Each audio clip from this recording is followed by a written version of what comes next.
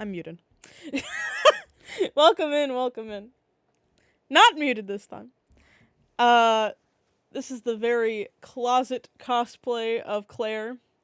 My hair is pretty long right now. I usually don't have it this long. So I was like, you know what? Before I cut my hair short again, let me do at least a Claire cosplay route for one of the routes in Resident Lover. And I had this jacket. Originally, I cosplayed Star-Lord from Guardians of the Galaxy with this jacket.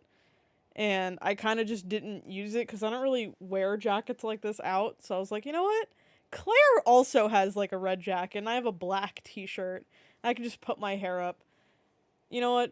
It works. It works. So we're just doing it. All right. So let me turn the music back on. The route we are doing today is the Donna route. Donna is a very beautiful woman. I saw a lot of people excited for me to do this route. And then the next route will be Angie's, and we will finish with Miranda. It's crazy. We only have this route and 2 more, and then I've done every route. So let us get started with Donna's route. I took a quick glance at the, guide. I didn't actually, go through it.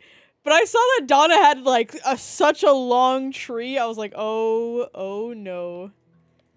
This route's gonna be long, huh? So, the only part we ever have to skip is this opening, which I have to say is pretty great. A lot of dating sims or, visual novels have, a lot of repeating parts, but you don't really get that with Resident Lover. This is, the only part that's repeating.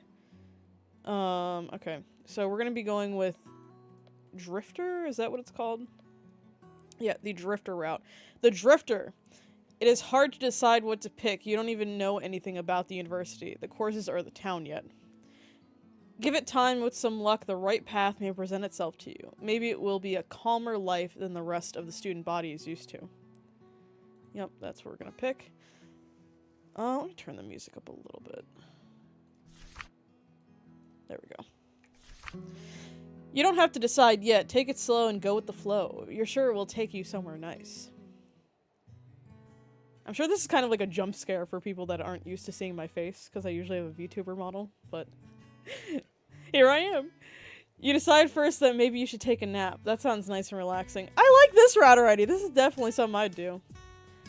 And you're pretty exhausted from all the moving by the end of the day. Okay, I need to lower the volume again. I cannot find the right volume. As much as I love this mic, the volume slider for it is not great. It's either always too loud or too quiet on any certain setting. You say goodnight to your roommates who are busy drinking and flop onto your bed, pleased when you almost immediately fall asleep. The next few days are easy, just college orientation, getting into the groove of things, trying not to immediately fail all your classes, the usual and expected thing. It's when you just gotten comfortable with your life as a regular college student that your roommates look at each other for an uncomfortable amount of time and gesture you closer. Have you heard? Heard what? About, well, which one are we talking about right now? The Phantom! Why would I bring up the cult right now? Cult? Also, side note, because I typically get dehydrated, I don't have just 1 water bottle with me. I don't just have 2 water bottles with me. I indeed have 3. I love that the green screen is capturing this one. I have 3 with me. So I should indeed be absolutely hydrated during this. Because I have noticed by, the 2-hour mark of reading these, I get extremely dehydrated. I don't know why, but I have brought 3, just in case. Let me move all these back. Because I usually have a water bottle for the stream room, and then for my bedroom, or one to take to work. So I have these nice water bottles here. Hydrated queen. We all need to be hydrated queens. Cult? Nothing. I read that as Angie. Oops. Apparently some of the theater students swear that there's a phantom haunting the theater now. I mean, we did kind of explore that already. You stare at them in disbelief.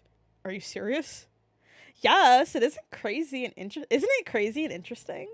And scary? Oh please, there's no way it's actually haunted. Or is there?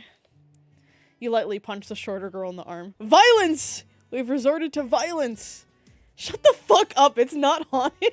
Is this the first time we've seen fuck in one of the routes?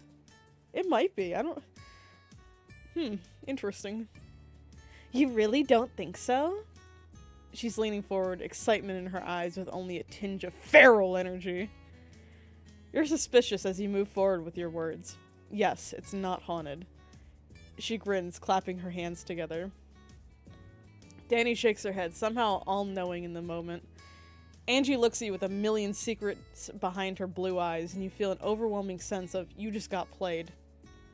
You should stay the night there then, since you're so confident. You scoff. There is literally no way I'm doing that. Not for free. Get your money. Get your bag, queen. Absolutely right. People ask you to do something, say, no, I won't do that for free. we get our bag around here. You get up, rolling your eyes at her antics when she stands in her chair, chin raised and defiant. I triple dog dare you. Do you think I'm 5? Maybe you are. Wow. We dropped the bag on this one. We could have gotten $1. You don't want to talk about it, as somehow you're in this godforsaken theater past closing. Floriography. That's an interesting word. You take a step further into left stage, using your phone as a flashlight. You sweep it from right to left repeatedly, heart racing in your chest. Stupid Angie, triple dog daring you into shit.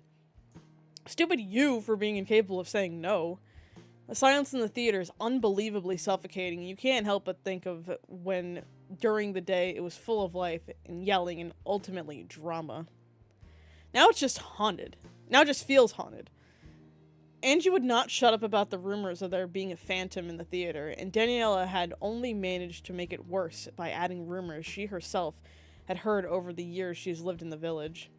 The village? Like a Resident Evil village? You had naturally expressed your doubts, and in response, she had given you a challenge. Stay in the theater past midnight for 2 hours. This is a YouTuber challenge. We better be making some AdSense on this. I stayed in a haunted theater for 24 hours. At first, you had refused. You didn't need to prove yourself that bad. But then she had gone and triple dog dared you into it. So here you are. The first 30 minutes have been uneventful, even a little fun, as you have enjoyed the empty space and find yourself looking around in restricted sections just to see. Then you listen to your echo for a few minutes before growing bored as well. Your phone has no service, so you can't do much other than play with your flashlight. That's how you kill your battery, dude. If there was absolutely nothing to do, I would lose it. Can't even listen to music, can't watch YouTube videos. Nah, I'd get out of there. Jeez, I didn't expect that. That is when you hear it. Something fall from the fly tower and you whip around when it crashes into the ground. Is someone here? And it would be fine, a little nerve-wracking, but fine if nothing had happened next. If all you would get in a response is silence. You would leave immediately and take the teasing, because really at that point you're scared shitless. Except that isn't what happens. Instead you hear a small gasp before thudding as someone or something runs. Well, fuck. Adrenaline high, you choose to follow instead of turning tail and running. That's how you get killed, bro. You with your flashlight on and phone at 37%. We didn't even charge our phone before getting in here? Nah, I couldn't be doing this. And a piece of wood you found on the stage. Follow where you presume them to have gone. It doesn't take you long to realize you have lost them. And you are only 10 seconds away from turning around and just leaving when you hear it again. Footsteps. Except this time, they are coming towards you. Despite your previous bravery, you follow instinct and take off in the opposite direction of where you heard them. Shocked when you realize they are increasing in speed and are following you as well. Wait, don't! With an ungodly screech, you careen into the set. Ouch. Fuck, I am never doing what she says again. Oh, hey, there she is. Finally, you open your eyes, having shut them from pain earlier, and look at the person in front of you. She's beautiful, undoubtedly so. She's also peering at you with obvious concern, and when she gets down low enough to reach out towards your head, which does in fact hurt, you notice the scar over her eye. I love that's his phantom question mark. I tried to tell you. Couldn't really hear you over my stupidity. You're exploding Angie with your brain right now. You're going to kill her for this.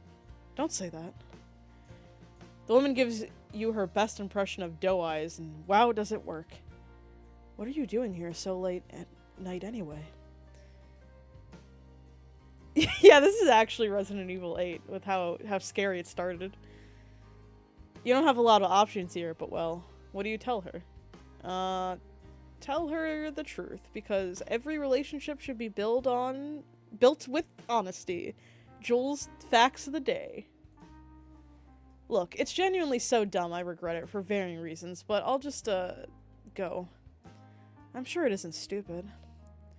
She's soft-spoken and you don't think she'd make fun of you. Out loud, that is. My roommate dared me to spend 2 hours in here because it's haunted or whatever. It is? Well, people say that they see a phantom. You trail off as you begin to piece together what's happening. Off topic, are you here every night? Most. She talks, but you're beginning to note that she isn't quite looking at you.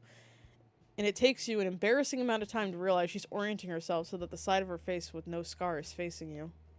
It frustrates you a little because really the scar, while very noticeable, isn't that big of a deal, at least not to you. Why? Oh, no reason.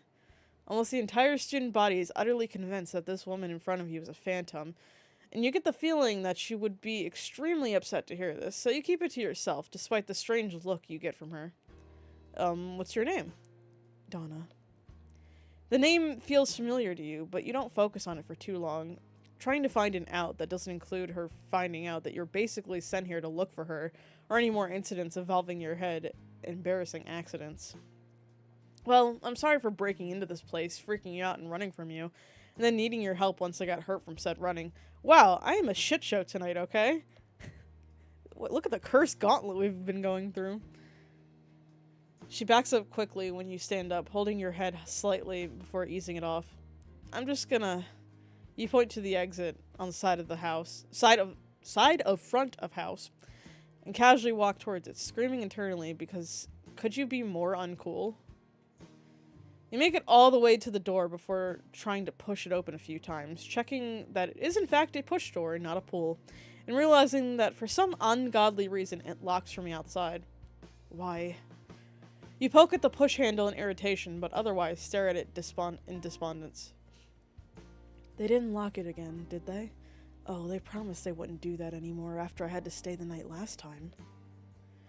She frowns in your direction as you walk back towards her. She's the only company you have in this place, and Angie frankly doesn't have to know that you tried to leave tomorrow. She's so distracted by the idea of having to spend the night in the theater, again apparently, that she doesn't take the time to hide the right side of her face from your field of vision, and you take the moment to appreciate her entire face. When she catches you, however, she shrinkens in on herself, and you realize that she's taken your staring as disgust. What do you think of her scar? Wicked! We're gonna say it's beautiful. I've always found scars to be rather beautiful, a testament that someone survived. Let's talk about scars. I don't think it's gonna show up. It's not even that big of a scar, and I don't think it's gonna show up on this camera. But I have like a scar right here. You can kind of see it down here from a light switch. I was like in my basement and I was trying to find the light switch, and the light switch is like protruding from the wall, right? So I brushed my arm against the underside of it, and it scarred me. And this happened like 3 or 4 years ago. So I just kind of have a semi-permanent scar from a damn light switch from 3 to 4 years ago. So that's pretty embarrassing and not a testament that I survived something. I survived a light switch. Exactly. You gotta watch out for those aggressive light switches. You don't vacuum your grass bin? You just go for it. Better to be clear than have her misunderstand you again. Donna stares at you with wide eyes, a million questions likely crossing her mind, but none spill out of her mouth. Instead, she just continues to stare at you like you're strange, and it's enough to make you squirm a little uncomfortably. Oh. She looks down from where she stands, a smile appearing on her face, seemingly against her will. If only everyone thought like that. Her included, you think? Well, I guess I'll just work through the night. Her voice squeaks at the end of the sentence, and you can't tell if she's becoming self-conscious or is truly just that awkward all the time. Then I'll just wander around, so if you hear anything, it's just me. Donna stares at you long enough to tell you that the joke has completely sailed over her head, and you decide to just move on instead of explaining it. Probably just end up with her asking about the Phantom anyway. She's too nice for you to tell her the truth of that rumor. At first, the two of you stay separated. You don't really know her, and she's obviously bad at interacting with new people, and you don't want to make her uncomfortable, especially after she helped you. However, after an hour, you are pretty convinced that you know every single inch of the theater and have nothing left to do but meander back around over to where you assume she is, going off the occasional klaxon drill. Do you need any help? She squeaks and jumps a little, and it's honestly one of the cutest things you've ever seen. But she turns and shyly nods before pointing to the toolbox off on the side. In quiet tones, she explains what she needs from you, and you do your best to follow her directions with mostly success and a few retries. Man, I don't know anything about tools.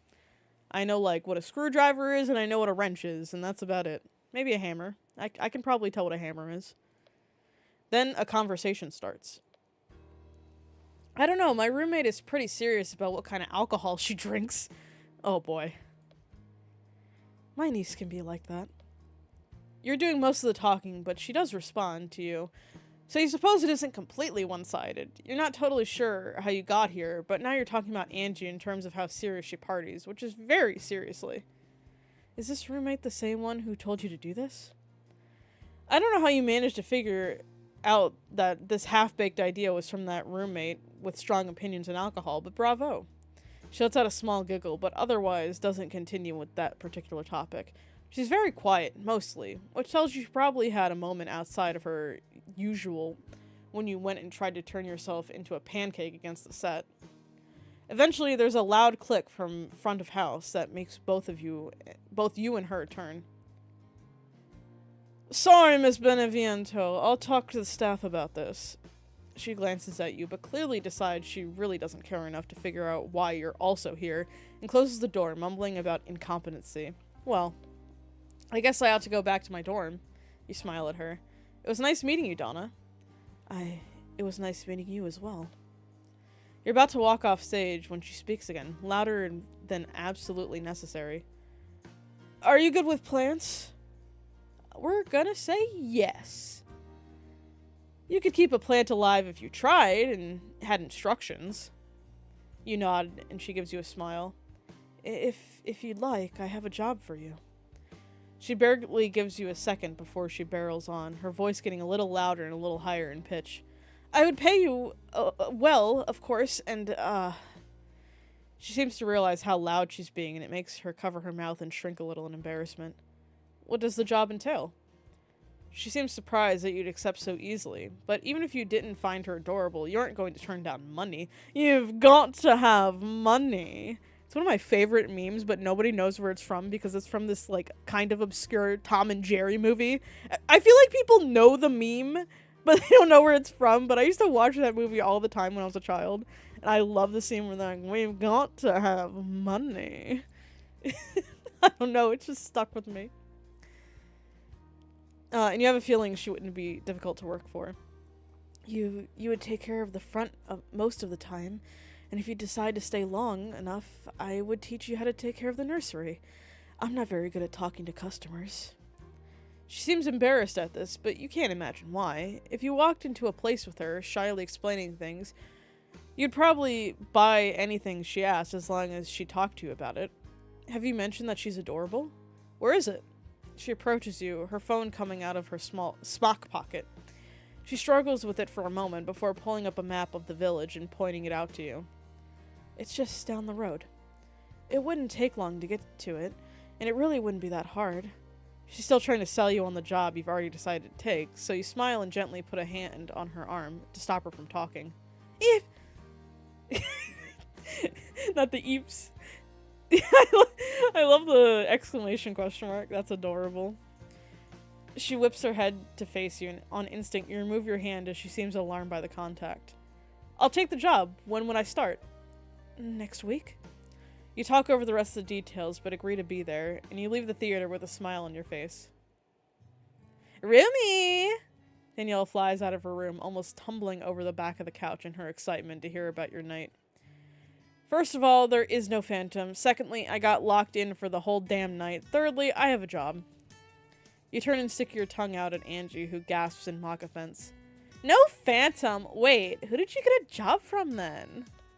Yeah, imagine if it was actually Danny Phantom and he wanted us to work for him. That'd be cool. Something seems to occur to her as you walk away and she suddenly tries to get your attention, but you wave her off. Doesn't matter, I haven't slept all night, so I'm taking a nap. Leave a note if you leave. And you close the door. No way, Danny Phantom! A week flies by. The entire time Angie pesters you for more information. She seems oddly invested in whoever is offering you a job, and when you turn around and ask her why it matters so much, she resists answering so much that you fear you might be treading in dangerous territory. Finally, the day arrives, and you find yourself standing outside a shop. A flower shop. Well, she promised that it wouldn't be too hard, and you don't think she was lying. You step inside and the bell rings softly, a theme with Donna, and you wander to the front desk, flowers and other plants littering the shop. It is serene. Welcome. Oh. Yes, okay. She fumbles as soon as she recognizes you, and you aren't sure what would be the more polite thing to do, so you end up awkwardly waiting for her to gather a few papers together and offering them to you. Can you, fill those out, please? The longer she talks, the quieter she gets, looking at you somewhat desperately like she wants you to put her out of her misery. Man, I feel this sometimes. Me with my social anxiety and social awkwardness, I can feel all of this, honestly.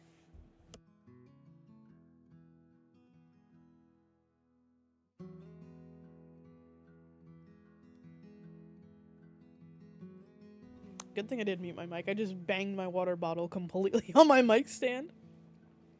Of course, do you have a pen? Her eyes widen as she pats her smock and looks around in mild panic. See, this is why you always carry a pen with you. Yeah, let me show off my water bottles so I can get a sponsorship from Cool Shirts. I have 2 of your water bottles out of the 3 that you sell, and these are pretty expensive water bottles, even though they're only this big. But I really, really like them because they're insulated and these will legit keep water cold for like a full day. So that's why I have 2 of them, even though they're really expensive. But I do really like those water bottles. Oh, it's okay. I can go find one if you... Oh, okay. She disappears into the back before reappearing with a pen, somewhat triumphantly. Thank you. I'll just, There is no table space, and you'd feel awkward filling it out with Donna at the front desk, so you put the paper up on the wall and fill it out as carefully as you can, occasionally shaking the pen to get more ink. Oh my god. I can't imagine a more awkward situation on your first day of work. Like, use the wall. What do you mean there's no space? What about this? Also, is there any secret SpongeBobs? This is kind of Patrick looking. We can agree on that, chat, right? Like, there's his head, there's an arm, his body. Other than that, I don't think I see anything. It takes you only about 5 minutes to go through the whole thing, but you can feel Donna behind you, trying to seem like she isn't watching you, with little success. Yeah, exactly, a subliminal Patrick. Subliminal Starfish. Sounds like a band name. Finally, you turn and offer them back to her with an awkward smile, no doubt on your face. Is there anything I need? She takes the papers and nods, refusing to look at you, and disappears into the back once more before returning, this time with a smock in hand. Put this on. There are gloves in the back, should you need to handle any of the plants, although I'll do my best to handle that part myself. Otherwise, you shouldn't need to do much else other than handle the personal part. And just like that, she straightens and with complete confidence and an even voice explains to you the details of the job and the basics of handling the flowers, should she be unavailable to do it for you and for an order. Nothing about the way she is speaking is shy or embarrassed. And in fact, she seems to be a completely different person when talking about her job. See, I'm the same way about talking about my special interests. You start talking about Ruby, I'm gonna be confident as hell. You talk to me about anything else, let's not. She turns to you, eyes expectant. Yeah, Ruby alert. Any questions? Do you have any questions? I don't think this is a major decision here, but why not, just in case? Let's go with the Ruby versus the weather. Which conversation wins? Ooh, that's a strong one. You could make me go on a tangent about like weather report with weather, but I think I have more information about Ruby. Let's go with yes. Oh, okay. I thought I was gonna like go down a branch of like actual questions. In an embarrassed tone, you ask her to repeat a few instructions, and with easy grace she does, and explains a few other things in greater detail until finally you think you understand how things work. And in a similar fashion that it had appeared, her confidence disintegrates before your very eyes. Well then, I guess start now. She is just so precious. Alright, will you be in the back? Although you feel like you understand, you don't want to get caught in a situation with no idea where to find her. She nods quickly and the bell rings. Quickly she disappears into the back, and you hope that you know how to handle this. She doesn't seem to be willing to talk to customers at all. You turn towards whoever enters the store with a smile. How can I help you? Fuck customer service! You know what? Yeah, that's exactly right. This game is realistic as hell. Me with my sort of customer service job relating to this. Some people behave like normal human beings, but most people decide that they'd truly rather harass you than actually ask for anything. Okay, for my work, I get asked the dumbest of questions, like the most obvious of obvious questions. At work one time, see, I work at like a community center, so there's like a gym, right? And like a fitness room, just basically basic stuff that a community center has. This person calls and is like, is the basketball court open? Yes. Hangs up. I was like, okay, easy question, that's fine. He calls back, I shit you not even 2 minutes later.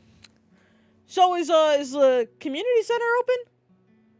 It's the same guy. And I'm like, yes. Like, how would the basketball court be open if the community center isn't open? What?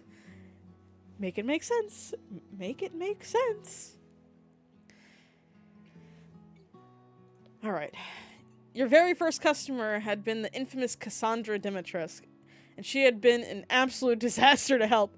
Every other word had been a flirtatious comment, which was especially ridiculous considering she was there for apology flowers after she had crossed the wrong woman. Dude put all of his skills into balling and none into intelligence. Yeah, sometimes you just have to suggest maybe going to the gym isn't what you should be doing. Maybe going back to school is what you should be doing. You suspect that means she had a one-night stand with someone who was particularly difficult to shake, and who would be more than likely a thorn in her side if she didn't get them to calm down and being left behind. After you finally gotten her out of the shop, Donna had checked in on you, apologized a few times for having to deal with Cassandra, who's apparently a frequent customer, either getting flowers for herself, her mother, her sisters, and really anyone she pissed off. Donna had said she practically pays for half the store's expense on her own. There are a few times where you'll catch Donna staring out the window with a somber expression on her face, or talking to herself, but otherwise she remains elusive unless she wants to be found. The next few customers had been pretty average, some idiot claiming to be Anna Maria's boyfriend, Jasmine for Get Better Soon flowers, and a few students you didn't know, who were all trying to confess to each other, which was certainly the most entertaining as they had all missed each other by about 5 minutes. If anything, good for them. Otherwise, you'd have let the rest of the customers fade into each other, falling into an easy rhythm as nobody had needed you to handle anything particularly difficult. And Donna had been available for the less than easy orders. Oh, Lady D's here! We haven't seen her in a hot minute. That is, of course, until you have the equally, if not more infamous Professor Dimitrescu walk through the door with relative difficulty due to her height. Donna, who are you? Your eyes go wide. and you just know this is going to be the most memorable incident of the day. You introduce yourself, not quite making eye contact with her out of mostly terror. She doesn't seem to be in a good mood. Where is Donna? What do you do? Probably telling her would be the right choice, right? Tell her. She's in the back. Your voice comes out as a squeak, and the matriarch of the Dimitrescu family sneers at you, but thankfully disappears from your view as she goes into the back. Your relief does not last long as you hear Donna get yelled at. After 15 minutes of non-stop put-downs, Professor Dimitrescu exits the back and leaves without sparing you a glance. If you could... Oh, damn, maybe I should go back! Shit! Her voice is scratchy and her face is swollen, and you feel the guilt slam into you harshly. Okay, we're gonna go back, actually. 'Cause I don't like that option. Let's lie.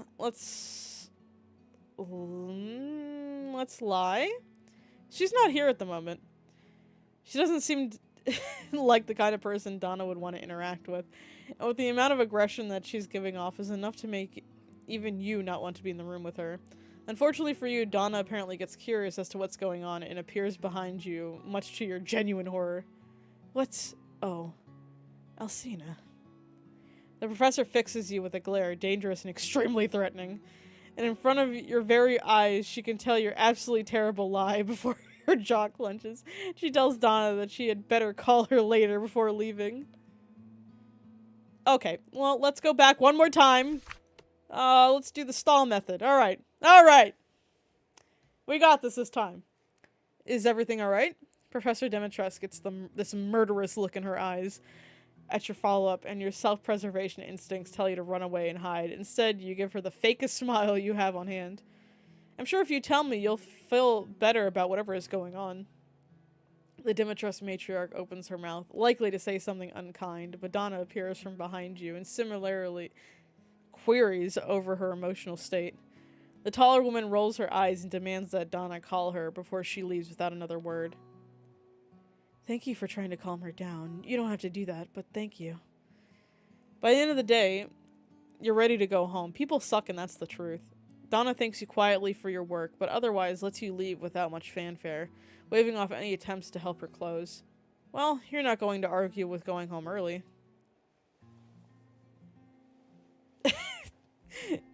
Damn, what's going on here? Tisk. I thought we talked about this already, Beneviento. One would think you don't actually care about Angela at all. Please, Shut your mouth, Mother is speaking. Donna curls in on herself, but does as she's told. I won't give you another chance. Cross me again, and I will end her. And then there won't be another Beneviento in this world other than you, and we all know how terribly afraid of being alone you are. Yes, Mother.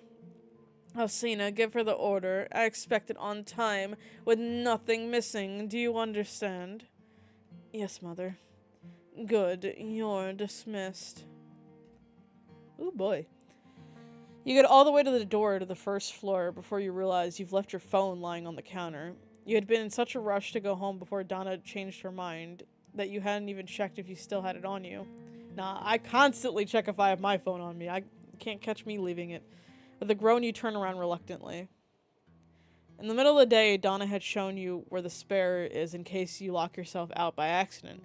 So when you see the lights are off and conclude that Donna is already closed, you pick up the spare key and let yourself in. You walk over to the front desk quickly and retrieve your phone with a sigh of relief and move to lock back up and leave when you knock into a drawer. It's slightly open and a key in front indicating that it was meant to be locked. Too curious to resist, you open it the rest of the way and find an organizational piece of equipment inside. There are plastic bags in them, labeled in an absolutely incomprehensible language or perhaps really bad handwriting, but one catches your eye purely because the handwriting is legible and in English.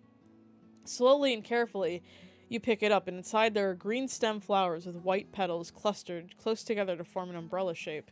Hemlock. Umbrella, like Resident Evil umbrella. You drop the bag quickly, feeling as if you found something that is very, very bad. Quickly, you pick up the spare key and rush out with your phone, locking the door, putting the key back in its place. You walk fast back to the dorm, your mind running quickly. Sure, she has poison on her, and sure there are implications that she has more than just one type on hand, but that doesn't mean anything bad, right?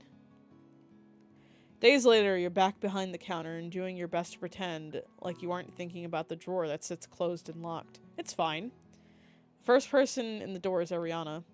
Hi, do you have any flowers that mean goodwill? I'm trying to get my friend an apology gift, but I also kind of want to tell her discreetly that I feel like I'm still right. Okay. Well,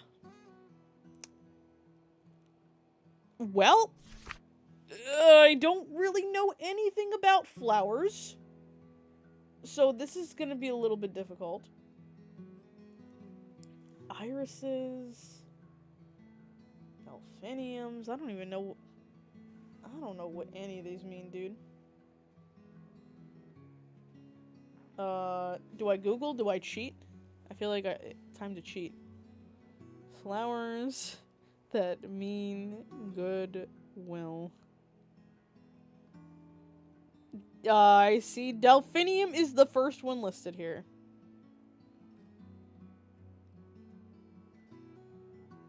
I'm gonna go with delphiniums then. Yes, over here. I assume this isn't a major choice here, but still, I wanted to be right. You lead her over to an assortment of flowers, blue, purple, and white. They mean goodwill and cheerfulness. You might want to pair them with a lily of the valleys, just to make sure the apology part gets across if they understand florography. Ariana nods thoughtfully and asks to have them ordered. You agree easily, thankful you don't have to break out the gloves so soon, and write down the order and take her payment. The next person to walk in is shaking a lot. Someone who, through passing circumstances, you had known to be generally confident and practically incapable of feeling off-center, but now looking like a leaf in the wind. Sup. Olivia does her best to look cool and collected, but you decide that just this once you'll leave it be. Looking for anything in particular? They purse their lips and nod. Looking for something to give to Stara. Your blank expression makes them shift and correct themselves. Looking for flowers to confess to Estera. Your mouth falls open in surprise. Livia, cool, calm, and collected, couldn't give two shits about anything, and Estera, who by all means cared too much and had a tendency to call everyone she met stupid. I don't want something stupid, though, like roses. Oh, God. Okay. Purple violet. Oh, Jesus Christ. Time to look up what this stuff means. Buttercup flower meaning joy, youth. Okay. Friendship. Not that. Purple violet. Love, innocence. Violet flowers. Love, innocence, and beauty. Maybe those. What about yellow carnations? Rejection or disappointment. Okay, so we're going with the purple violets. Here, purple violets mean a lot of different things, but the one we're using is thoughts occupied with love, and if you want to be even more specific, you can pair them with red tulips. Olivia chews on her bottom lip and nods. You pull the gloves from the back and get to work, making a bouquet of both purple violets and red tulips. Olivia takes the bouquet and leaves, clutching it by the stems, just a little too tightly for her act of calmness to actually read as such. You're beyond interested to see how that plays out. There's a slow hour that follows until a man you haven't seen in town comes in. His face is tight, and Donna puts a hand on your shoulder from behind you. Take a break. I can help him. Is it Heisenberg? Heisentime? You give her a look to check if she actually is okay with doing that, but she gives you a subtle nod and you go into the back. Several minutes pass before you hear a crash out front. Rushing to the front, you find Donna in tears and the man showing no signs of stopping his yelling. You hadn't even heard him yell, and really, that should tell you how easy you find it to tune people out. Okay. Yell, push, point? I don't know what pointing would do. Point? I don't know what point will do.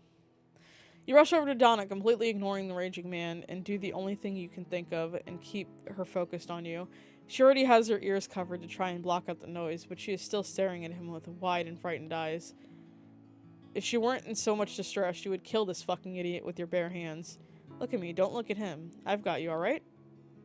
When you hear him take a breath and turn sharply with a gaze, get out. Excuse me? You point, giving him a menacing look, and shockingly, he takes a step back before doing as he's told. Intruder successfully gotten rid of. You focus on Donna. You show her your hands, and she... yeah, he's menacing? JoJo reference? You show her your hands, and she looks at them before you wrap her up in your arms. You didn't want her to be caught off guard by the action. If she hadn't wanted you to touch her, she would have been more prepared to tell you or show you to not do that because you showed her. She shakes in your arms, but otherwise continues to cry. You make your best soothing rocking motions and refrain from making any noise since you have a feeling she's more sensitive to sound than touch. Several minutes pass and nobody walks in to your relief since you're halfway convinced that if someone did, they'd either walk right back out or Donna would be sent back into peak hysterics. Eventually she puts a hand on your chest near your right shoulder. You have never noticed that she's left-handed. See, look at the gaze, noticing the smallest things, such as hand dexterity. Granted, you haven't known her for that long. Thank you for helping. Her voice is even quieter than usual, which is truly a miracle in itself, and you nod slightly. Of course. You hesitate. Do you want me to leave, or, make sure nobody comes in? No. Her voice comes out loud, and suddenly she's clinging to you, and you find yourself utterly incapable of doing much else other than sitting dead still and waiting for her to give you further instructions past no. Please don't go. Stay. She opens her teary eyes and looks at you pleadingly. Okay. She's getting very attached to them. The blonde's hand is clenched tightly. I don't really like that. The rest of the room goes silent. She so rarely shows an opinion that it is so illogical, but right now she is clenching her hands so hard, black droplets of blood are falling from her hands, self-inflicted wounds from her nail guards. Get me Mia. I want her to break into the flower shop, and I want her to pick out something poisonous and alarming, and I want it on their doorstep before the next fucking month. Yes, mother. Damn. We just mean as hell.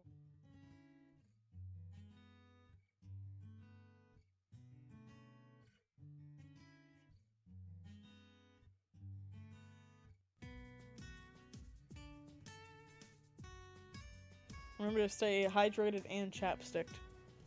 Your return to your dorms is boring. Donna hadn't done much with you other than sit with you on the floor. A small break with you standing to indicate the store was closed, because really neither of you were going to be able to help anybody at the moment. You talk in quiet, frail tones about random things and give you plant factoids. She was fond of puns. Fond of puns?! Oh, hell yeah. Best kind of woman. She was fond of puns, apparently, but mostly because her niece had a particular weakness for them, and she liked to make her laugh, which is quite sweet. And you finally went home after Donna quietly talked you through closing, since you were there with her and she might as well. The moment you stepped in, however, things made a lot more sense.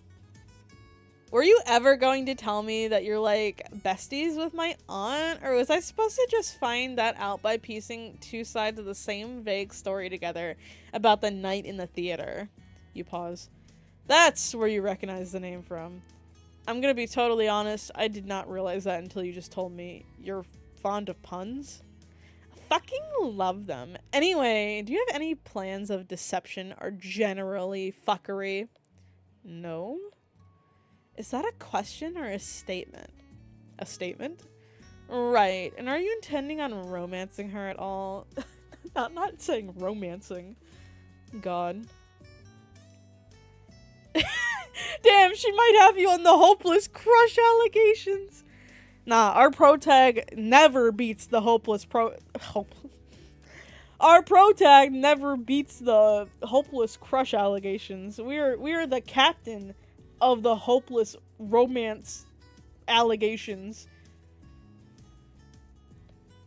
Not really, no. Wouldn't that be, like, fucked up? Again, we're lying! We are lying! We're like, we're not gonna go after your family member. Psst, what are you talking about? Yeah, alright. Alright.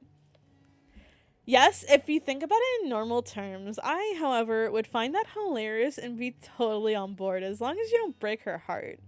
Then I'd have to kill you, and Danny would be so upset. Right. Is this going good or bad?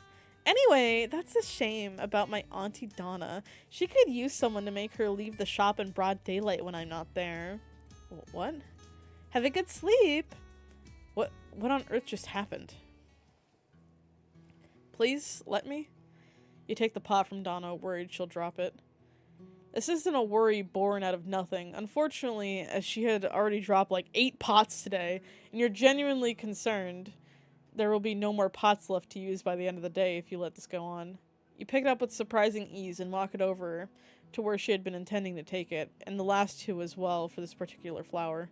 The potted section of the shop isn't nearly as popular as the bouquet, but each pot is not cheap, so each buyer accounted for quite a lot of income. My adopted sister makes them for me. I use adopted liberally. It's more like...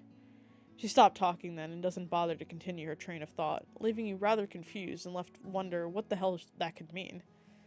But now she stares at you as you move the pot over, eyes wide with either awe or she's just zoning out in an awkward position. Donna? She startles. Oh, yes? Do you need any other pots moved over here? I don't think so. Her voice is shaky, but suddenly she jumps up slightly and darts away, leaving you there in your confusion. Okay then. All shifts she is like this. She looks at you almost strangely, jerks up in alarm and disappears. You'd be annoyed if you didn't feel awfully reminded of a bunny when she behaves like this. Something about her just gives innocent wildlife. At a certain point, you don't even bother hiding the fact that you're staring back at her, and even go as far as to actively stare at her, if only because you both want to and think it would be mildly amusing to watch her realize she's being stared at. And wow, it takes a long time for her to realize the favor is being returned. For a solid 30 minutes of your life, you unabashedly stare at her while she walks about the shop, checking on flowers and plants to see if any need upkeep or to be thrown away completely. She's frowning in focus at a belladonna when she looks up to ask you for something. Belladonna? Ruby reference? Blake Belladonna? It dies in her throat. Instead, she gets that expression again, but something is slightly different about it. You can't really identify it. Oh, is something wrong? Ruby mentioned your answer. Let's just straight up tell her she's cute. No, you're just cute when you're focused. She squeaks and goes bright red, ducking down in a way that makes the loose strands of hair from her bun hide her face from your point of view. Truly the cutest woman you've ever met. She turns away. I wonder how old Donna is. Like, she seems like she'd be like in her 30s, but like she's kind of given 20s vibes. Like, I don't know how old Donna's supposed to be, but she is way more adorable than I thought she would be. I thought she'd be like this really serious woman, but I really like Donna. I'm vibing with her a lot. She turns away from you quickly and mutters something to herself, glancing at you from the corner of her eye and subsequently making a familiar eep noise when she sees that you're still watching her, before running away as fast as she can without being an absolute maniac about it. With an amused smile, you turn back to the system and get back to the actual work, which is figuring out whatever deranged order Cassandra needs now. Oh good, you're here. Kill me. Ouch. Anyway, I'm here to give you written instructions. Good old Donna called me earlier telling me that I wasn't allowed to verbally order 100 flowers with complicated instructions or whatever. Hey, later tonight, are you busy? I'm gonna say yes. Yep. You give her a completely unapologetic smile. Ugh, I hate doing this to Cassandra. I'm sorry, Cassandra. Sorry. She pouts at you in response. You don't seem sorry. Because I'm not. Fine, fine. Can't say I didn't try. I need oh my god, what is this? How many flowers is that? Hold on! It's not cheating if I take a picture of the screen, right, guys? No one's gonna tell anyone. Welcome, welcome. It's totally not cheating if I take a picture of the damn screen, right? No. None of you say anything. We're fine. Exactly. Y'all didn't see me take a picture. If I look down like this, there's just something interesting on the floor. I need 16 yellow roses, 35 alstroemeria. Can you tell that I don't work with flowers? And I've never worked with flowers? 2 gladioli, 17 lilies, 1 purple hyacinth, 9 daisies, 10 azaleas, and 10 hydrangeas. Yes, there will be a test. See, she said there'd be a test. You whistle. Not only is that expensive, but it's also littered with a confusing message. Friendship, loyalty, regret, apology, forgiveness, family, and gratitude. Lots of assumptions in this bouquet. But the customer is always right, I suppose. She'll totally forgive me. Who did you cross this time? Daniela. Apparently the girl I took home last week was a close friend of hers. And you seriously just tried to ask me out? I'm her roommate, her friend too. You shake your head. I do not understand people's obsession with you. Damn, we're so harsh to Cassandra in this route compared to like all the other routes. If I'm being totally honest, I don't understand it either. I just roll with it. Absolutely insane. Anyway, hold on. 16, 51, 53, 70, 71, 80, 90, 100. Yeah, alright, that adds up. That's me counting money at work. I'm like, I don't understand.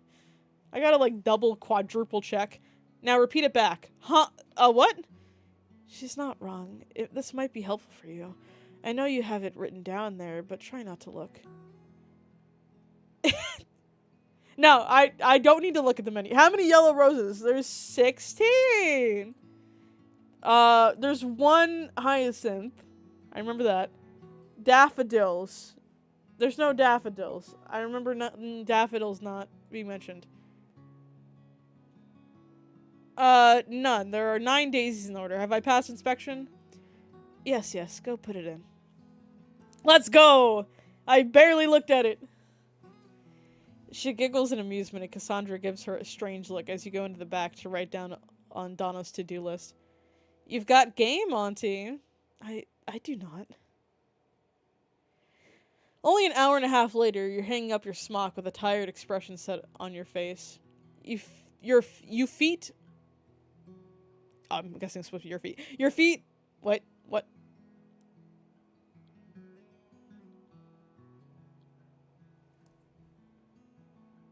I think it's supposed to be saying your feet are beginning to get used to this. Doesn't help that I have some slight dyslexia. And it helps that you have some background knowledge on florography to help some people for meanings.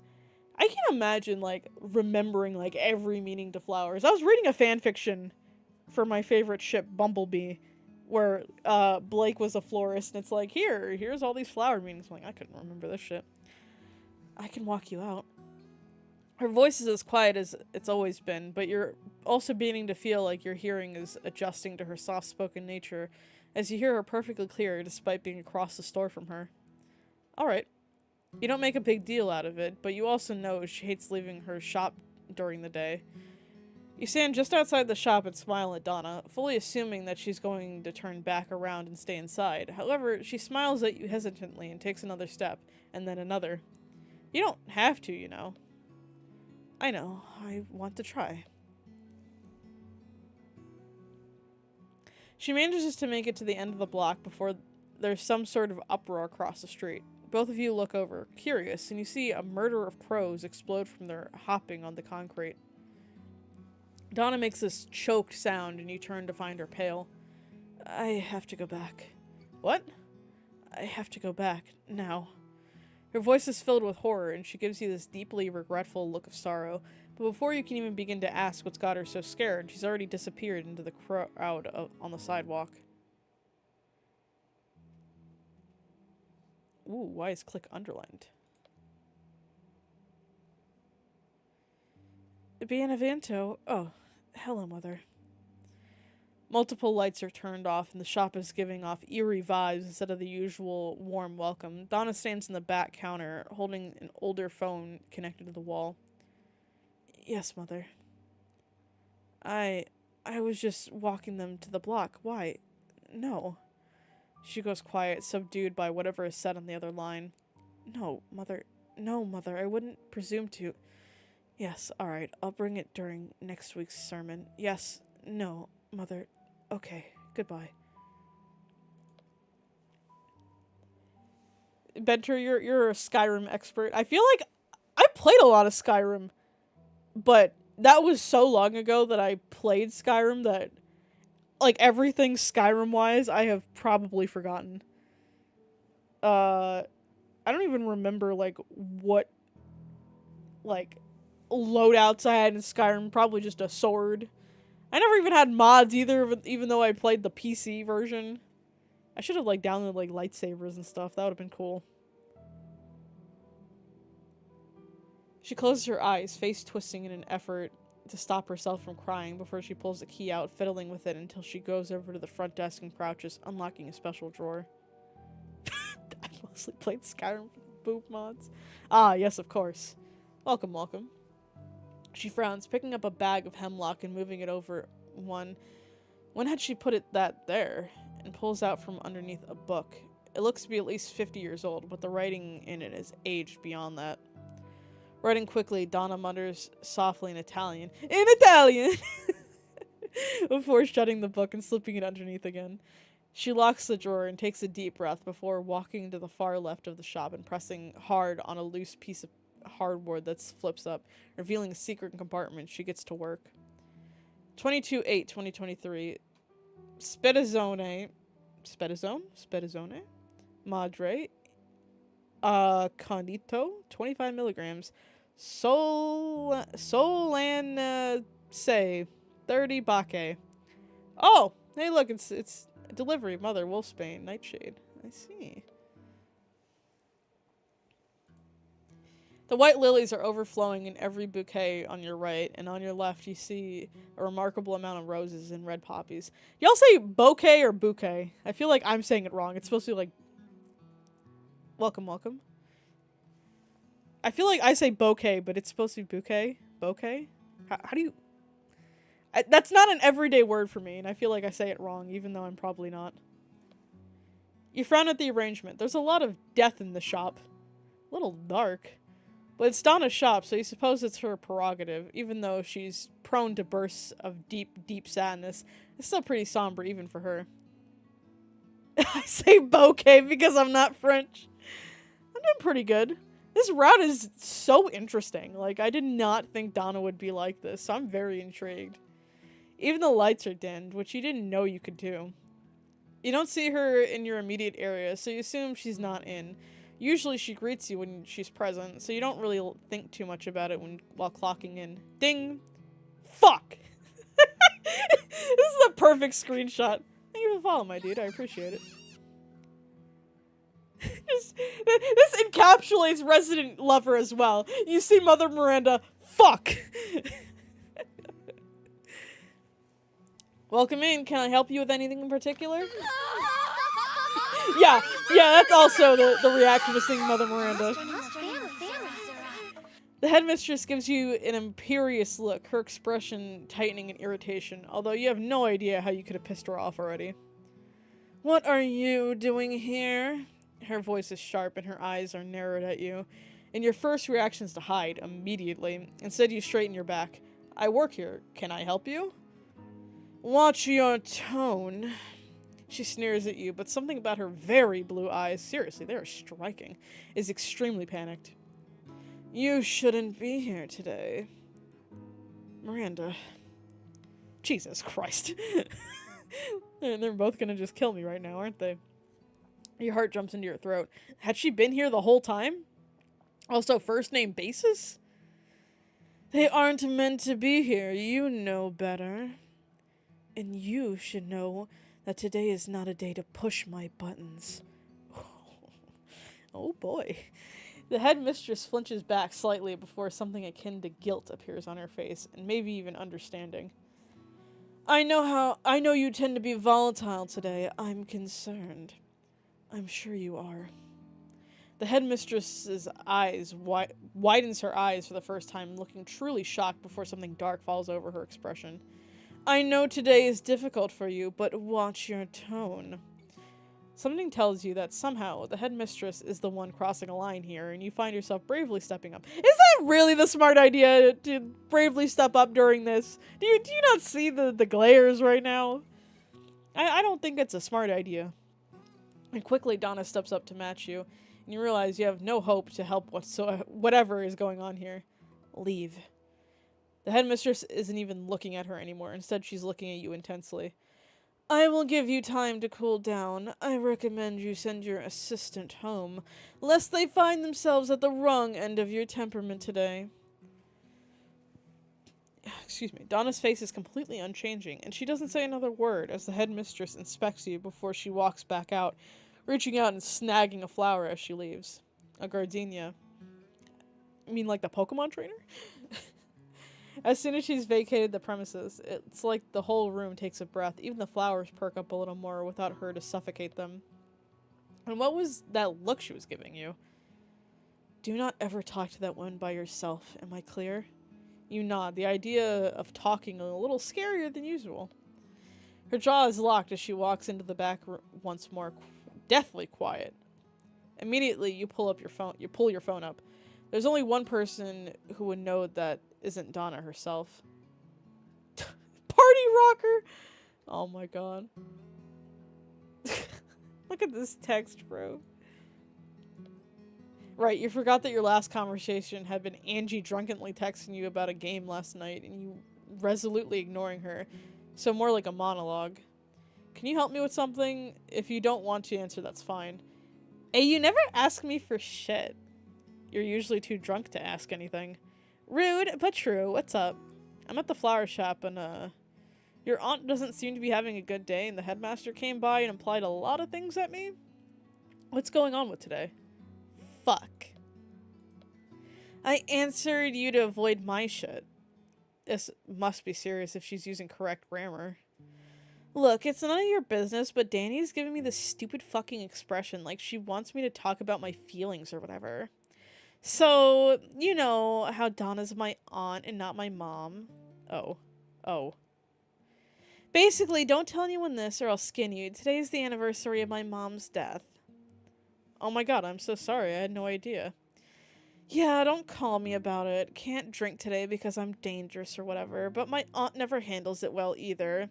I can't believe she scheduled you today. Are you okay? I'm crying at the skate park, so I'm gonna say no. Danny's helping, I think. Look, don't worry about me. I'll be back to my drunk shenanigans soon. If you need anything, though. Tissues on your way home and cold medicine. Done. Tissues and cold medicine. So she's sick, not like crying. Or I guess you could cry when you're sick. Holy shit. You put your phone down and take a deep breath. You aren't sure what's appropriate or what's wanted. Your instincts tell you to go into the back and comfort her. But just because that's what you want to do doesn't mean that's what she wants or even needs from you. Doing it anyway might just piss her off more and cause more harm than good. You chew your lips as you lean forward on the counter, watching for customers and only kind of praying nobody walks in. Today is not a good day to be in the flower shop, it seems, and part of you agrees with Angie, and technically the headmistress. Why did she schedule it today, or even open today? Well, you suppose it's none of your business, is it? Somehow hours pass with only a singular customer who walks in, looked around, and then shook their head disapprovingly before leaving. And Donna doesn't come out, and you decide that you should at least check on her. At least make sure she eats and has water. Water? Well, let me hydrate real quick.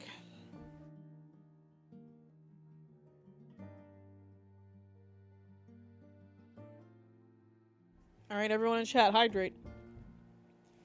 You take a step towards the entrance in the back where the nursery and break room are and find yourself cautiously moving around to find her. You do your best not to touch a single pot, worried that if you do, they'll somehow explode, which will be very unfortunate and likely not at all help. Eventually you find her irritably loosening soil, her movements jerky versus what you imagine is usually calm and slow. I'm sorry to bother you, but I wanted to make sure you ate. She jumps in, her hand jerks out and knocks into the pot to her right, which is fortunately not containing any flowers or plants, but unfortunately filled with soil, which sends it absolutely flying off the counter. It smashes into the ground with a horrifying crash, then leaves even you cringing away from it. Soil and clay litter the floor, spread out in a spatter that indicates a lot of cleaning in your future. Before you can apologize for startling her, Donna whips around with murder in her eyes. You aren't allowed in the nursery. I know, I was just concerned. Oh, Jesus Christ. I don't give a shit about whatever excuse you have. You know you aren't allowed in the nursery. And look! Look! You take a step back, suddenly feeling wary of her. Donna takes a deep staggering breaths, the hand pointing towards the mess shaking. You raise your hands in surrender, unsure how you're supposed to approach her at the moment, since she seemed so dead set on yelling, and frankly, it might be better for her to yell at you than be alone. The window just above where she had been working offsets her silhouette, and just outside you see a raccoon jump from the ground up to a trash can, causing a ruckus when he ultimately fails at the agility check required and sends the lid clattering on the ground. Aw, I love raccoons. Donna swings, hand still outstretched, to see what the noise was and consequently hits another pot, which shatters on the floor next to the previously destroyed pot. She stares at it, eyes wide and face twitching before she collapses to the floor. You can see some of the shards digging into her palms. You take a step closer in concern, but Donna lets out a terribly distraught noise before looking at you desolately. Leave. What? Get out! What should you do? Probably stay. To show that we're committed to this. We're gonna stay. No. Okay, maybe that was the bad choice.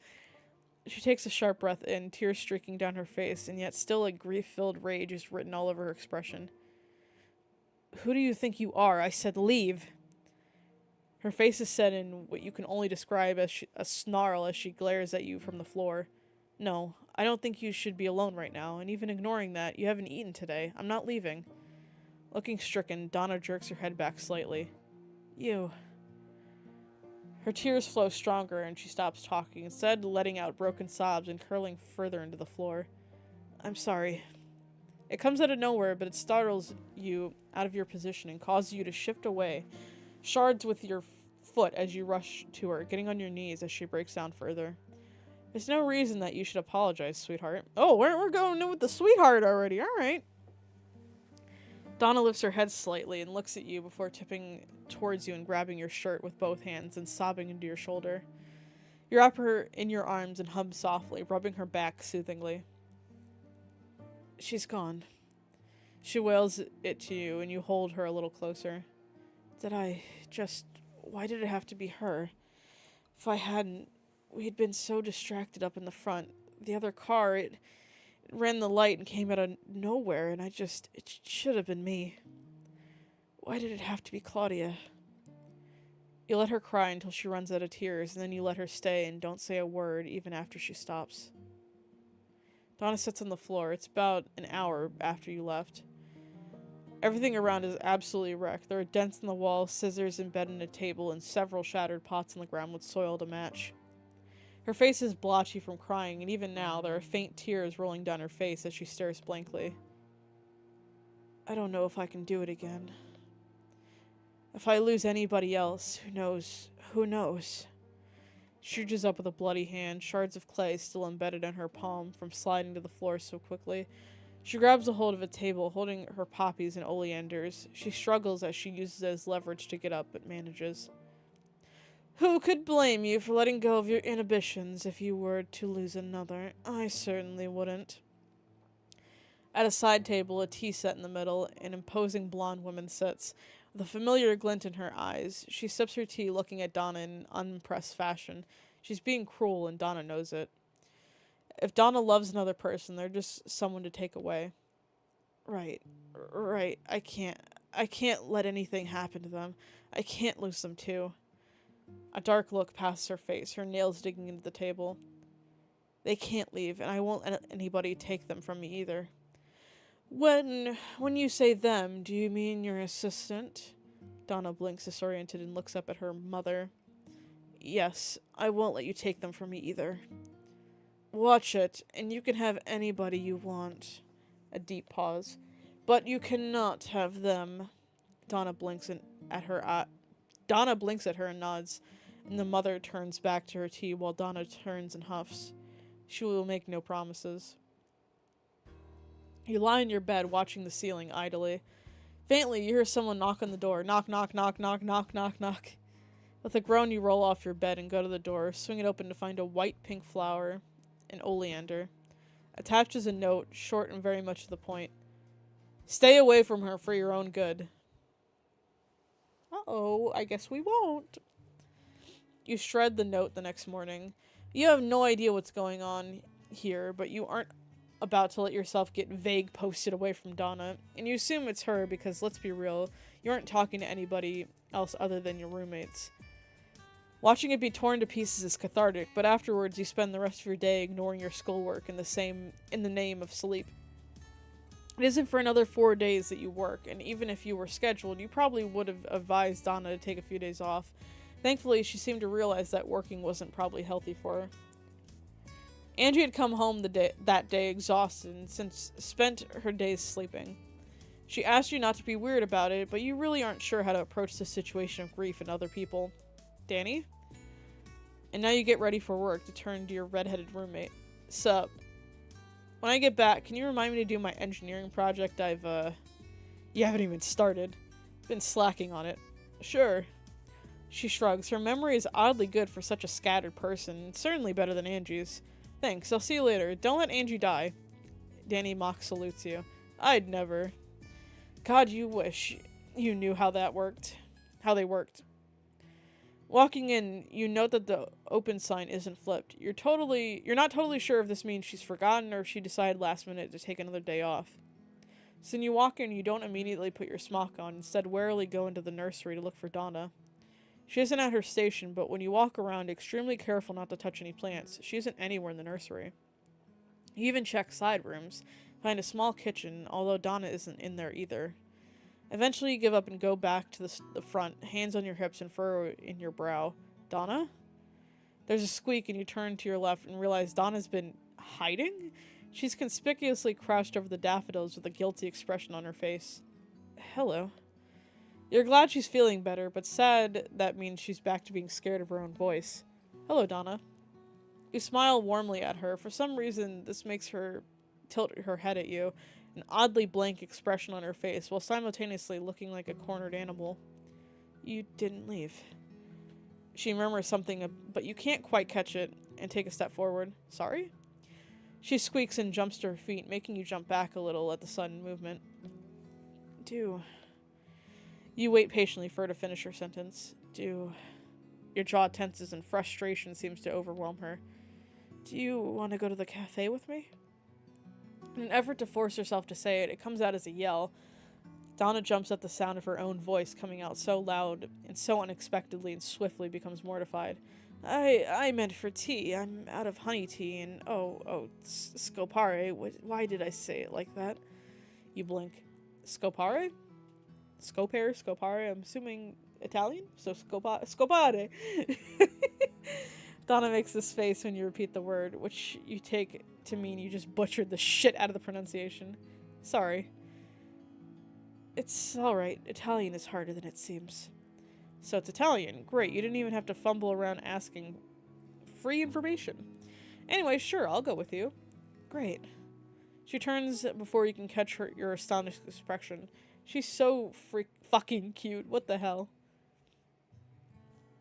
The walk there is odd. Donna watches the birds on the sidewalk with a terrified expression on her face, but when none of them suddenly up and attack her, or whatever she's afraid of, she relaxes marginally.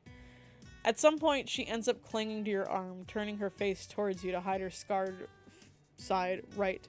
People suck. Sometimes when you feel her tense a little more, you maneuver yourself slightly to cover her better. She's being brave, and you don't want her to change her mind. The bell rings as you open the door, and a brunette glances over before straightening suddenly, eyes wide. Her expression clears as she goes back to an indifferent almost immediately. Welcome in. Do you need a moment to look at our menu? No. Elena, if I could get a cup of honey and ginseng tea. Of course, and for you? Donna turns slightly towards you as if to ask the same. What will you have? Let's have the same thing as her. Why not? Honey and ginseng tea. Make it 2 cups. Donna seems pleased that you're having the same tea, and you can't help but smile at how easy it is to make her happy. Elena nods shortly, tapping her screen before frowning and aggressively pushing it at it until she looks back up. Somehow, in the short span of you watching Elena struggle with her system, Donna had managed to get in front of you and hand her card over. What? Hey, I could have paid for my own at least. No. She says it in her usual quiet tone, but her tone leaves no room for argument. You playfully roll your eyes and wait for her to finish paying. Elena hands the card back over to Donna and glances at you for a moment before turning and disappearing. Where do you want us to sit? Donna latches back onto you easily and nudges you towards the table she had obviously chosen in advance. Had she been waiting for you to ask? You had just gotten settled into your chair when Elena calls for you to get your drinks from the front, and Donna furrows her brow for a moment, but she lets you get up to retrieve them. Here you are. Now, how the hell did you get her to come here? Your head shoots up from inspecting the drinks to make sure they're right as they can be. You have no idea how to tell if this is the right tea, but you can smell honey and you blink at her.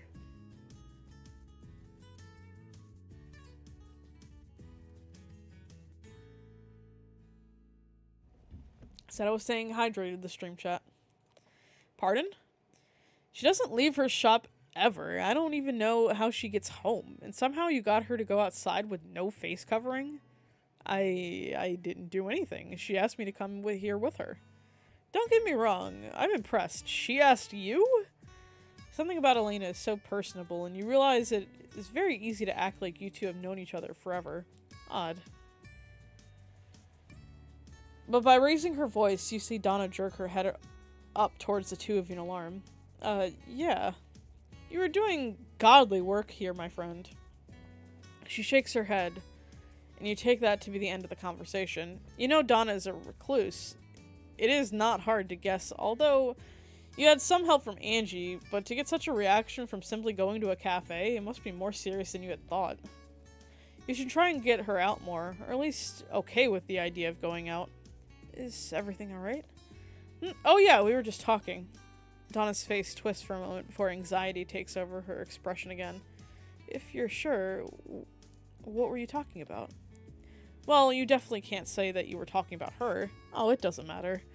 Donna makes that face again, except this time it lingers long enough for you to identify what it is. Jealousy. I'm happier talking to you anyway. Her voice is fond. Your voice is fond, and Donna wrinkles a little bit in her chair, looking down at your drink for a moment before looking back up. Oh. The two of you talk quietly, and you make sure to keep her attention so that she doesn't become self-conscious of herself. It only takes about 10 minutes for her to offer longer responses. It gets a little busy as it's about time for rush hour in a cafe. In the chaos, there's an accident. Shit! Is that supposed to be Red Bull? Okay, I think that's... Is that Red Bull? I'm trying to think if that's like a candy bar or just an energy drink. Where are my Red Bull drinkers at? Certainly not me. I don't like Red Bull. I think Red Bull has that weird... typical energy drink taste. I like actual flavored energy drinks. You look up just in time to see a coffee cup go careening in your direction and a woman of small stature crash into the floor. It definitely doesn't feel good, but it doesn't burn, is the most you can say about the coffee now covering your clothes. You kind of wish you had a smock on, actually. Sorry. The woman gets up absolutely frazzled, and that's when you notice an absolutely crushed Red Bull can. I was right! In her grasp. Was she drinking both at the same time? Yeah, that's not healthy. Don't do that to your heart. That's absolutely insane. I wasn't looking where I was going. My bad. Your clothes are ruined, but you are safely more concerned about the woman who's literally buzzing in front of you, shifting quickly back and forth and completely incapable of containing the amount of caffeine she's likely drunk. It's fine. Donna frowns at you before looking at the woman. Cinder, aren't you supposed to be taking a break from caffeine? This seems to stop her. But... give me that Red Bull. No! And she takes off running. A blur of green falls, and the two disappear from sight as Cinder slams into the doorframe, letting out a wail of pain, but continues on. Wow. Donna shakes her head before refocusing on you. I have spare clothes at the shop if you want. Her voice squeaks at the end, uncertain. Yes. Yes, thank you. Donna nods, placing the lid back on the cup, as she found it to be too hot at first and nodding to Elena. Okay, let's go back. Donna disappears in a direction you didn't know went other places before returning with spare clothes. You take them and go somewhere more private to change into them quickly. Thank you. Donna stares at you. You're welcome. Donna takes you with her into the theater, claiming that she absolutely needed your help, but you suspect she just doesn't want to be alone. Which is fine, but she could have told you that. Now you're just bored on stage. There's a loud click and you turn. The side entrance door is open, and now you're faced with quite the motley crew. Cassandra is leading them, someone who looks like a straight-up Powerpuff Girl. Hey, I said that they look like the Powerpuff Girls, let's go! Another with a very respectable palm tree shirt, a woman in a leather jacket who only seems a little fucked up, and Giselle, who is loved and respected. Who are you? Immediately you want to punch her in the throat. I could ask you the same, Buttercup. Cassandra at most seems entertained by this, but soon as Donna gets up and draws attention to herself, her tune changes. Hey, be nice. The group gives her a look, and she makes a fussy motion with her hands as Donna moves to investigate what's going on, drawn in by your aggressive tone. Sorry, Auntie. They're your aunt? She points at you, and you immediately backtrack at the same time, as Cassandra seems equally alarmed at this conclusion. No.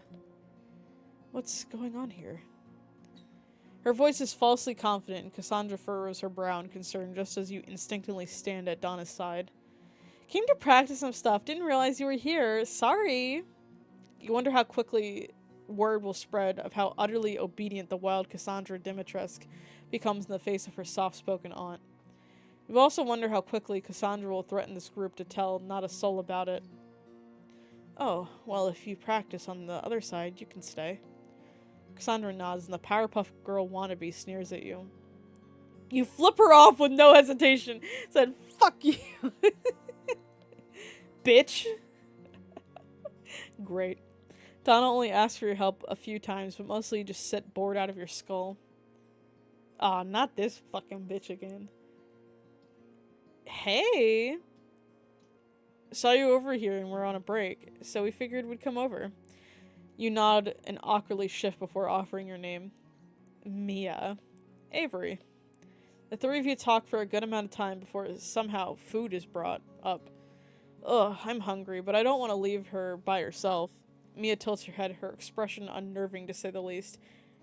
I have yew berries. What the hell are yew berries? You pause. I thought yew was poisonous. Mia shakes her head. You're thinking of elderberries. Oh, she's right. Elderberries are poisonous. If you don't want them, then... You look over at Avery, who's sitting at Mia in what seems to be abject horror. What? Nah, here you go. It seems she's trying to get your attention. Donna is anxiously gesturing for you to come up and help. So you get up and walk over, waving goodbye to the two, only to realize they seem to be arguing. See your ways to do the very painful choice. Why? Well. Hours later, you and Donna are sitting front row for a break while you idly decide to eat the berries given to you. You really had been sure that yew were poisonous. You inspect the berry with a frown for a little longer than necessary, but then Donna lets out a horrified gasp, but your attention is elsewhere. With speed and aggression, the berry is knocked out of your hand and the bag removed from your immediate surroundings. What? Who gave this to you? Alarmed, you raise your hands. Mia, why? Mia? I'm gonna butcher this because I don't know Italian.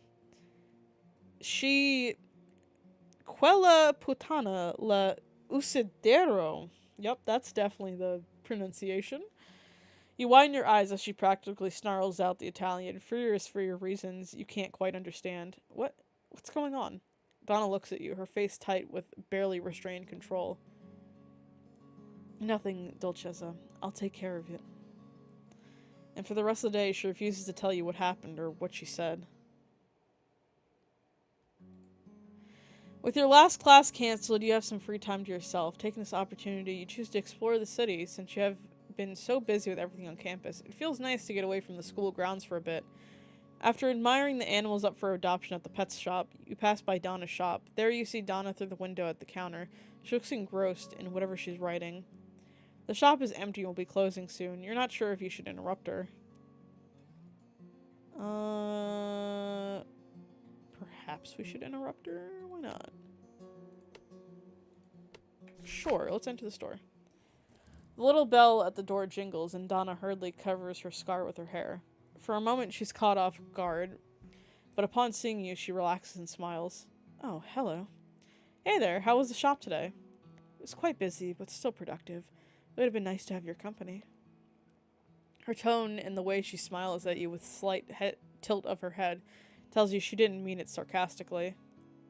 How do you respond? Tell her you would have liked it too, so you were glad you did.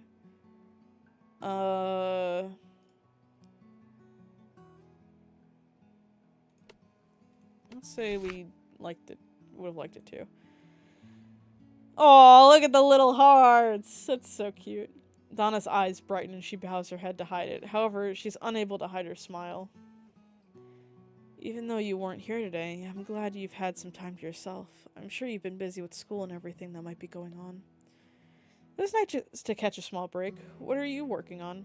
You lean forward to see what she was writing and see a picture of a flower taped to the page with Donna's notes. Donna quickly shuts the book and puts it in the pocket of her apron. It's time for me to close up shop. I can help. You don't have to. I can do this by myself. I really don't mind. Donna smiles and accepts your offer. She directs you to grab her reusable bags from the back room. Despite the room being crowded with supplies, you spot the bags.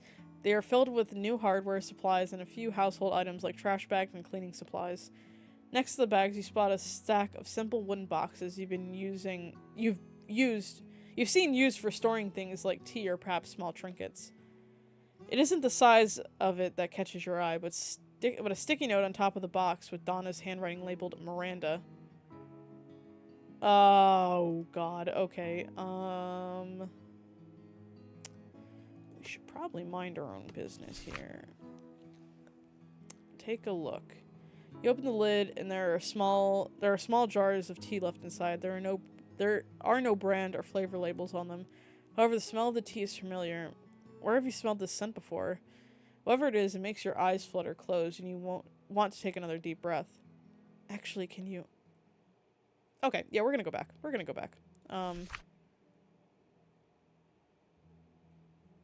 Was it this one? No. It was this one. We're gonna mind our business.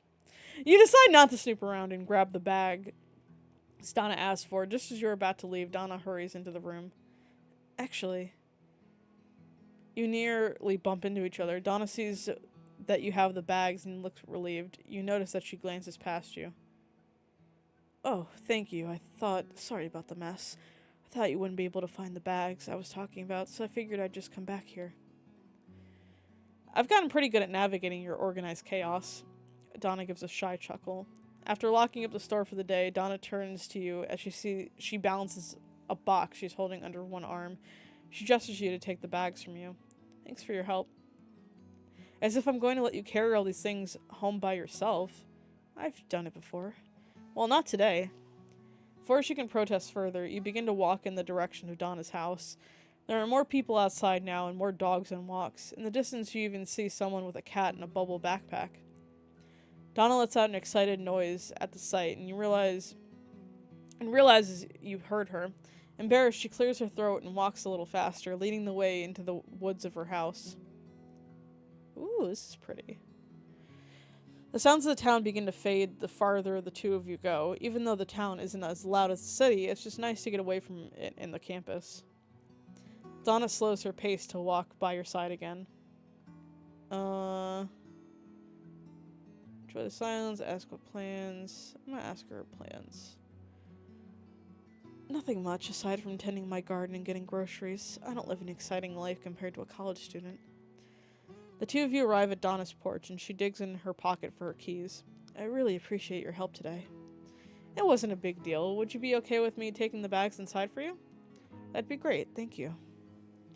She leads the way inside, disturbing the peace with the creak of the floor. The house is just as quiet as the woods, perhaps more. You wonder if she ever gets lonely here while Angie lives on campus. It's hard to imagine someone like Angie living here. It is a tranquil home, distant from the bustling town and the college scene. In fact, it's hard to imagine Angie and Donna being related at all. Donna's home looks and feels like it's been standing for centuries. Despite its age, it does not give signs of neglect. After you place the bag where Donna requests, she approaches you with a single white flower in her hand and offers it. You feel her cool fingers brush yours as you take it. For a moment it seems that her hold on the flower lingers a few seconds longer, or perhaps you're imagining it. I'm glad we spent a little time together. Please take this as thanks. Perhaps next time I can give you something better. Your next few shifts are uneventful. However, after one day, Danny flies out of her room with a guilty expression. Engineering project? Oh. Fuck! The exhaustion tearing at you only worsens with the knowledge that you will have to work extra hard to catch up on all the time you missed. Sorry. No, it's okay. I should have started it when it was assigned. You close your eyes and let your head fall back in frustration. I'm going to bed. Thank you for reminding me. Danny pants, but gives a thumbs up for someone who skates all the time. She sure is easy to tire. You go to your room and flop down on the shitty mattress. Fuck! The next day you go to the shop dead tired with no idea what you're going to do. When you walk in, Donna is manning the front and she gives you a tiny smile in greeting. You, however, wave weakly and almost trip and die before righting yourself, adrenaline running high. Are you alright? She hovers over you, seemingly concerned over your health, and who can blame her considering, and you nod. Fine, just tired. If you're sure. You shake off the exhaustion as best as you can, plant yourself behind the front desk, determined to stay awake and do your job. And if you have the energy, also think about your engineering project. Hours pass with no customers, and you're starting to get a little sleepy. Luckily, Donna emerges from the nursery and gives you an appraising look. Come. She gestures with shocking authority and walks back in the nursery and leads you to the little kitchen you had discovered the other day. Sit. You do as you're told. As soon as you're seated, exhaustion hits you with full force, and you deeply want to go to sleep and never wake up. Donna pulls out a box and plucks scissors from a drawer. Using the sharp end expertly to cut the tape holding its closed, she opens the box, then a cabinet, and pulls out an elaborate organizer full of tea. You probably sit there and watch her organize her tea for at least 5 minutes before she plucks one of the new ones and turns to you. What kind of tea would you like? Let's go with the one that she told us that she liked. She focuses on her organizer for a moment before presumably picking up your choice and turning the kettle on. She sits with you while you wait with a peaceful smile. I haven't shared tea with someone I like in quite some time. Angie hates it. Nobody drinks tea with you? That is not what I said. She smiles at you before you're both startled by the whistling of the kettle, and Donna stands and grabs 2 cups. She moves quickly with practiced ease and lets the tea bags in the cups before pouring the boiling water in. Let steep for about 5 minutes. She places your cup in front of you and sits down, folding her hands together as she looks at you. The silence is admittedly awkward at first, but Donna hums softly, glancing at a window above the sink before looking back at you. How has, school been? Fine, mostly. Angie lives another day as of the exact moment, after all. The only thing that's really messing with me is my engineering project. You sigh, already feeling more tired because of it. He's insisting we make something with frail materials, and I absolutely have no idea what to do or why he's so insistent on it. You dejectedly tap your fingers against the table, and Donna hums thoughtfully, grabbing the string attached to her tea bag before removing it from her cup. See, I'm not a tea person, so I don't know anything about tea. So I always hear that tea makes you sleepy, tea wakes you up. So I feel like some teas are both. She offers a hand to you, and you quickly do the same and hand it to her, so she can hold them both by the string and throw them away. She washes her hands of any drippings before returning to sit with you as you blow gently in an attempt to cool it off. Would porcelain be considered frail in your class? You look up at her. Oh, definitely. He's even mentioned it, but everyone knows that porcelain might just be a tad too frail for us to handle without breaking. I could help. She chews on her lips. I could show you how to make a porcelain doll. Your brows raise in surprise as she shrinks in on herself, embarrassed, or perhaps just uncomfortable. You don't have to. I know. I want to, if you want to. I do, thank you. Relief hits you now that you have some sort of plan for this, and in your absent-mindedness, you drink your tea. Ouch, shit, that hurts! Did you burn yourself, Dolcessa? Can't be burning yourself on the hot drinks now, come on now. Donna leads you to school, and later in the day, to your surprise, you mustn't tell anyone what you see or how you got here. She says it seriously, so you take it seriously, nodding solemnly. I won't tell anyone. Good. I can't save you if you do. Save us? Oh, it's the Secret Society. I remember this place. Where she leads you is quite intriguing as you step foot inside. There are a few students inside, sketching, painting, and one working with clay in the corner, all of them focused. Oh, is that my sister I see? Pause, hold, go back. Alcina. Donna, what brings you here? I haven't seen you for quite some time. She pouts at Donna, but something about it seems incredibly fake. You remember the way she had acted when you first started, and Donna hadn't hadn't exactly seemed fond of her then, and the feeling had clearly returned. Wait, Professor Dimitrescu makes the pots? The dots connect late, and the professor gives you an imperious look. And why, pray tell, is your pet with you? Alcina, think of what Mother would say if she heard you call them that. The professor shuts her mouth immediately, eyes flaring with irritation. Is my workroom still connected? Why, yes, are you intending to work again? A genuine interest lights her face, and you realize it's less because she's interested in her sister, and more because she's interested in art. Yes, and I intend on teaching them. They've already promised not to speak of this place, so if you would please keep your less than polite comments to yourself, it would be greatly appreciated. The professor clicks her tongue. I haven't heard you talk like that for quite some time, sister. Donna hums unamused. She's a little attractive like this. Okay, she's really attractive like this. Go on then, you know I'm not allowed to stop you. Donna nods curtly and then leads you away from her sister into a dark room. The light barely flickers on when she flips a switch, and you note the sharp tools hanging against the wall. A rather thick layer of dust covers everything in the room, and you turn to ask her why when she smiles faintly. It's been a while since I've come here. I stopped in an effort to avoid my sister and her haughty students. Why did you offer to help then? Because you needed it. I'm only returning the favor. Oh, let me get another sip.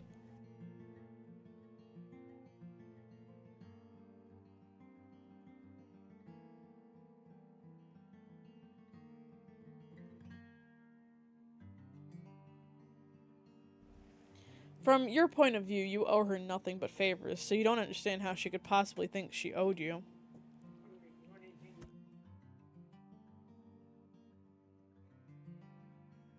Sorry about that. It's rather pathetic, but I've been rather lonely since Angie went to college. I don't have many friends, and the only people I talk to are family. She gives you a wider smile. It's nice to have someone to talk to. It makes your heart hurt, know she's had been lonely, especially since she's so kind. Well, I don't plan on disappearing, so I'll be here for a while. Donna's lashes flutter, and for a moment you're hit with the urge to lean forward and kiss her silly. But instead of acting on the impulsive and frankly destructive thought, you gesture towards the table. Should we dust this off first? You get a lot done in the hours you spend with Donna, and the base is mostly done. She directed you for most of it, but for the last few minutes she's let you do it on your own, watching to ensure no serious mistakes are made. You can't help but note, however, that she isn't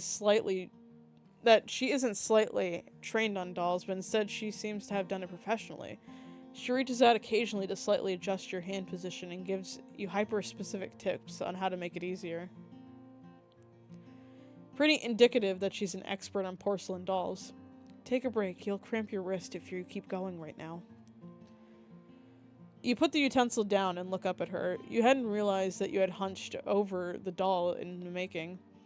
She put a hand on your back and forces you to straighten up, murmuring about bad posture. You'll regret it later in life. Oh, don't tell me now. I know I have bad posture. You go over to a stool and sit, letting out a breath of relief to no longer be on your feet, and watch her clear the table of the mess you made so far. She hums thoughtfully and seems to be almost mindless about the process. You want to ask so badly about this side of her. Ooh. Do we ask? I feel like asking wouldn't be bad. Ask. I've been meaning to ask, how do you know so much about dolls? Donna freezes in place, blinking a few times before looking at you with an odd expression. She purses her lips in thought before nodding to herself slightly. Well, my family, we were artisans. We were particularly known for our dolls, although some of us would paint every few generations. You listen keenly, always happy to learn more about the quiet woman you work for. Actually, Her face twists for a moment, pain flaring behind her eyes. My sister, Claudia, she was more known for music more than anything. The only doll she ever made with me, we actually named her Angela. You start in surprise. Yes, my sister, freshly off the fentanyl, named my niece after that silly doll. Her mouth spreads into a faintly amused smile. But my father made the dolls mostly. Our mother learned how, but she tended to veer more towards household things. Her cooking was always the best. My father tried, but let's just say he wasn't meant for cooking. After they died, I made dolls under the Beneviento name for quite some time before it felt far too painful and ended up abandoning the work. Taking care of gardens had always been a hobby, so I thought I'd open up a shop for things like that. She looks off to the side, relaxed. Actually, she looked more relaxed to you than she had in a long time. In short, it was a family business. You think about what she's told you and stand walking over tentatively. Why, if it was so painful? I've already told you, silly. Your breath catches in your throat at her innocent smile. It's jarringly full of joy, and it makes you want to capture it and keep it forever. Thank you for letting me talk about them. I haven't been able to talk with anybody for so long. She hesitates before gently lifting her fingertips to rest against your jaw. Aw, the little hearts again. This is so cute.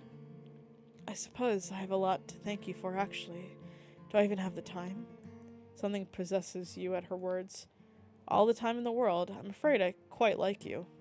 Her eyes widen, and she seems to lean in slightly, swaying at the possibility of your words. However, you are chicken shit and know that it isn't right to put your feelings for her on your mind when she's obviously going through so much. Your shop. I like working. Oh my god, I'm gonna stop talking. I like you working there too. You and Donna only spend another 2 hours there before Donna practically forces you out the door, citing the rest in a plethora of other things. You make it all the way back to the shop, which has been effectively closed for the duration of this field trip, as you walk and you chew on your lip. You hadn't been thinking of it much, but for some reason your brain has reminded you of the increasing number of vaguely threatening flowers you've been receiving, some with notes, some without. All of them are warning to stay away from this very woman you're with right now. Hey, Donna? She hums an acknowledgement as she unlocks the door and lets you and her in.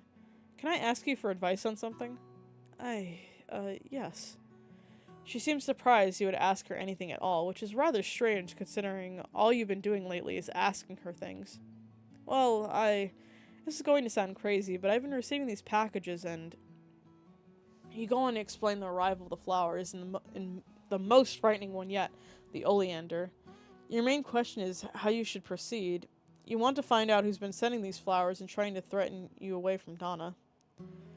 But her face becomes more and more sour the longer you talk, so you end up stopping for a moment to inspect her facial expressions a little better than before. Stay away from whoever's sending you those packages. Stay away. But I'm not fucking around. Her fists are clenched and your eyes widen as you look at them before looking back up at her. Stay away. When you finally leave, Donna crumbles into a chair, rubbing her face in exhaustion. The doorbell rings, and since it's locked, the only other person knows where the spare is. Auntie? Donna scrambles up from her chair and walks quickly over to where Angie is, no doubt waiting. Bambola, what brings you here so late? Angie shifts from her right foot to her left, chewing nervously on her lips. Well... No. You don't get to be mad at me for keeping secrets when you don't tell me anything. Thanks for the lurk, I appreciate it. Only after 10 minutes have passed, but Donna stands rigidly in the center of the shop while Angie leans closer towards the door, both of them red from screaming at each other. I'm sorry and I cannot tell you, but it's for your own good. You cannot leave this town, and if someone is telling you otherwise, I'd recommend you stop hanging around them. Tell me why. No. Angie lets out a frustrated scream, and in a rare fit of anger smashes the nearest thing she can, fuming with rage. The potted freesia sits on the floor, ominous with its meaning, and Donna is left to stare at it in shock as Angie turns and leaves, only offering this as parting. I love you, Auntie, but some days these secrets will be the death of you. And then she storms out. Donna looks up at the bell ringing. I know.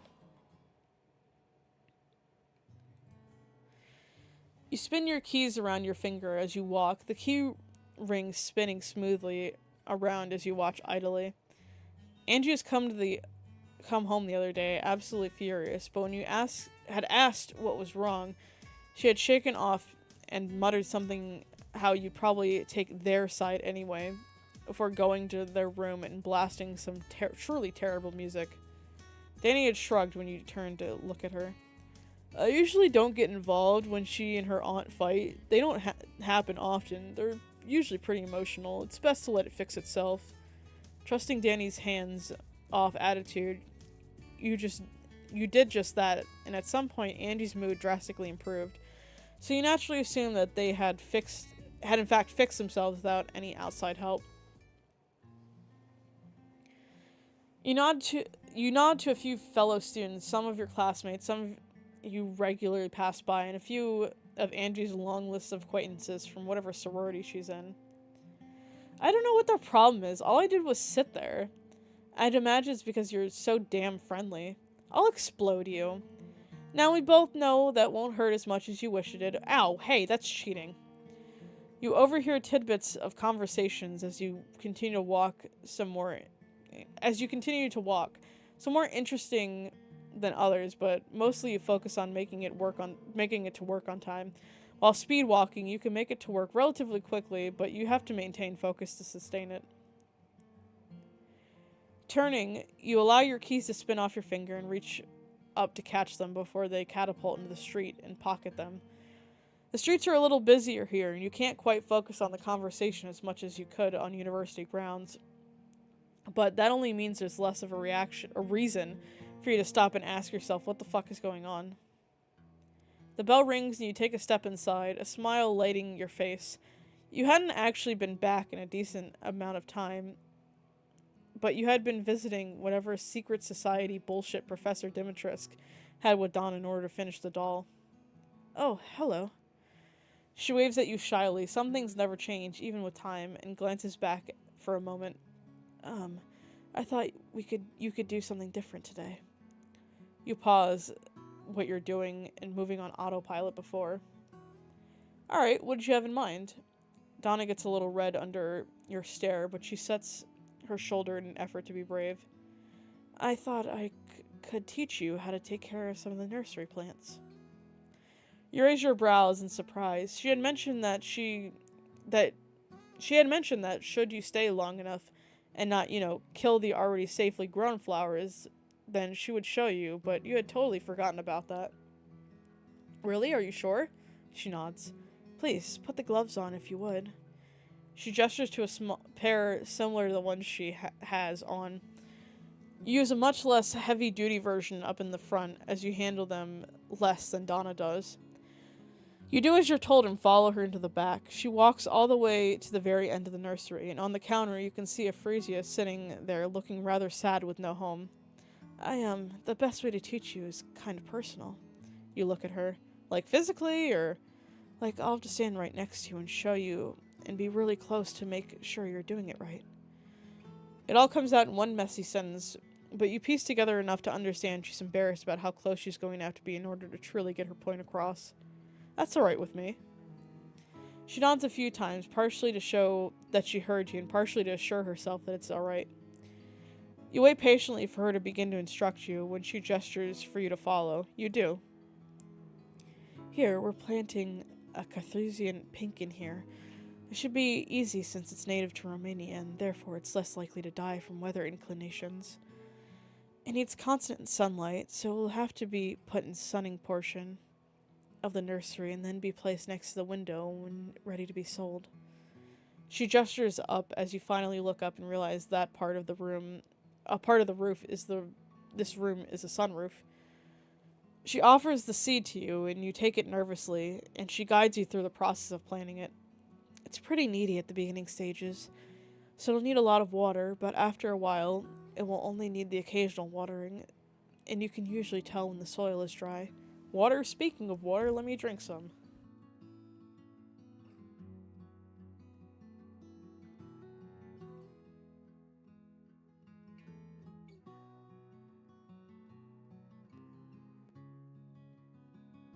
You nod, thinking carefully. Boldness. These mean boldness.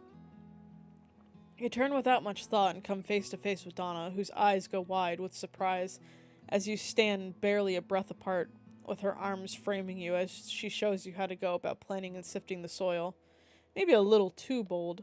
Bold and brash. She makes a squeaking noise now, but doesn't move away. And now you just, Scopari, or was I in the process? Oops, you distracted her too much. You turn back, but you can feel that she isn't even looking at the pot anymore. Instead, has her attention focused on you, causing your ears to heat up under the attention. Still, you make it through the rest of the explanation before she pulls away, slowly, almost regretfully, and gestures for you to follow her towards some stiff head gentle? Interesting word. A particularly interesting branch of the mint family tree. Donna spends the better part of half your shift, step by step instructing you on the basics of planting and initial care before she shows you what flowers she's putting you in charge of, taken care of before they're put in front of the shop. Despite there probably being no reason for it, she remains in very close contact with you the whole time, flushing when your attention was on her, but for some reason unwilling to admit that she was making excuses to be close. You feel bad for teasing her, but you can't help it, especially when she makes that cute little face in reaction to it. You're still hesitant on actively pursuing her, since it seems so wrong for you to do, but if by some miracle she pursues you, then it'd be a different story. You know Angie said she didn't care, but you aren't about to find out on purpose whether or not she'd flay you for liking her aunt. You hear the front doorbell ring and glance at Donna, who seems to almost be scowling at the noise. Should I go help them, or you? Whatever is affecting her desire to not have customers disappear, she gets the very familiar deer in headlights look at the idea of her going out there, and you smile comfortingly at her. Don't worry, I got it, I'll be back in a moment. Oh god, what have you done now? Much to both of our surprise, nothing. I'm not here for me, I'm waiting for my sister. Oh! All three of them in the same place! I'm so lucky to be here. The bell rings again. You quickly determine that this might end up being your worst nightmare, as Danny and a very resistant Bella walk in. Her face is set in a scowl while Danny is beaming. Cassandra whistles, impressed. Damn, Danny. Damn, Daniel! We're bringing back Damn, Daniel. Damn, Danny. I didn't think you had it in you. How'd you get her in here? Blackmail. Cassandra suddenly looks deeply interested, but Bella harshly elbows Danny. While you haven't gotten to know her too well, you know her enough that you are shocked that she has been forcibly taken here. Cassandra. Cassandra. She pouts. What do you need? Ugh, fine, Bella.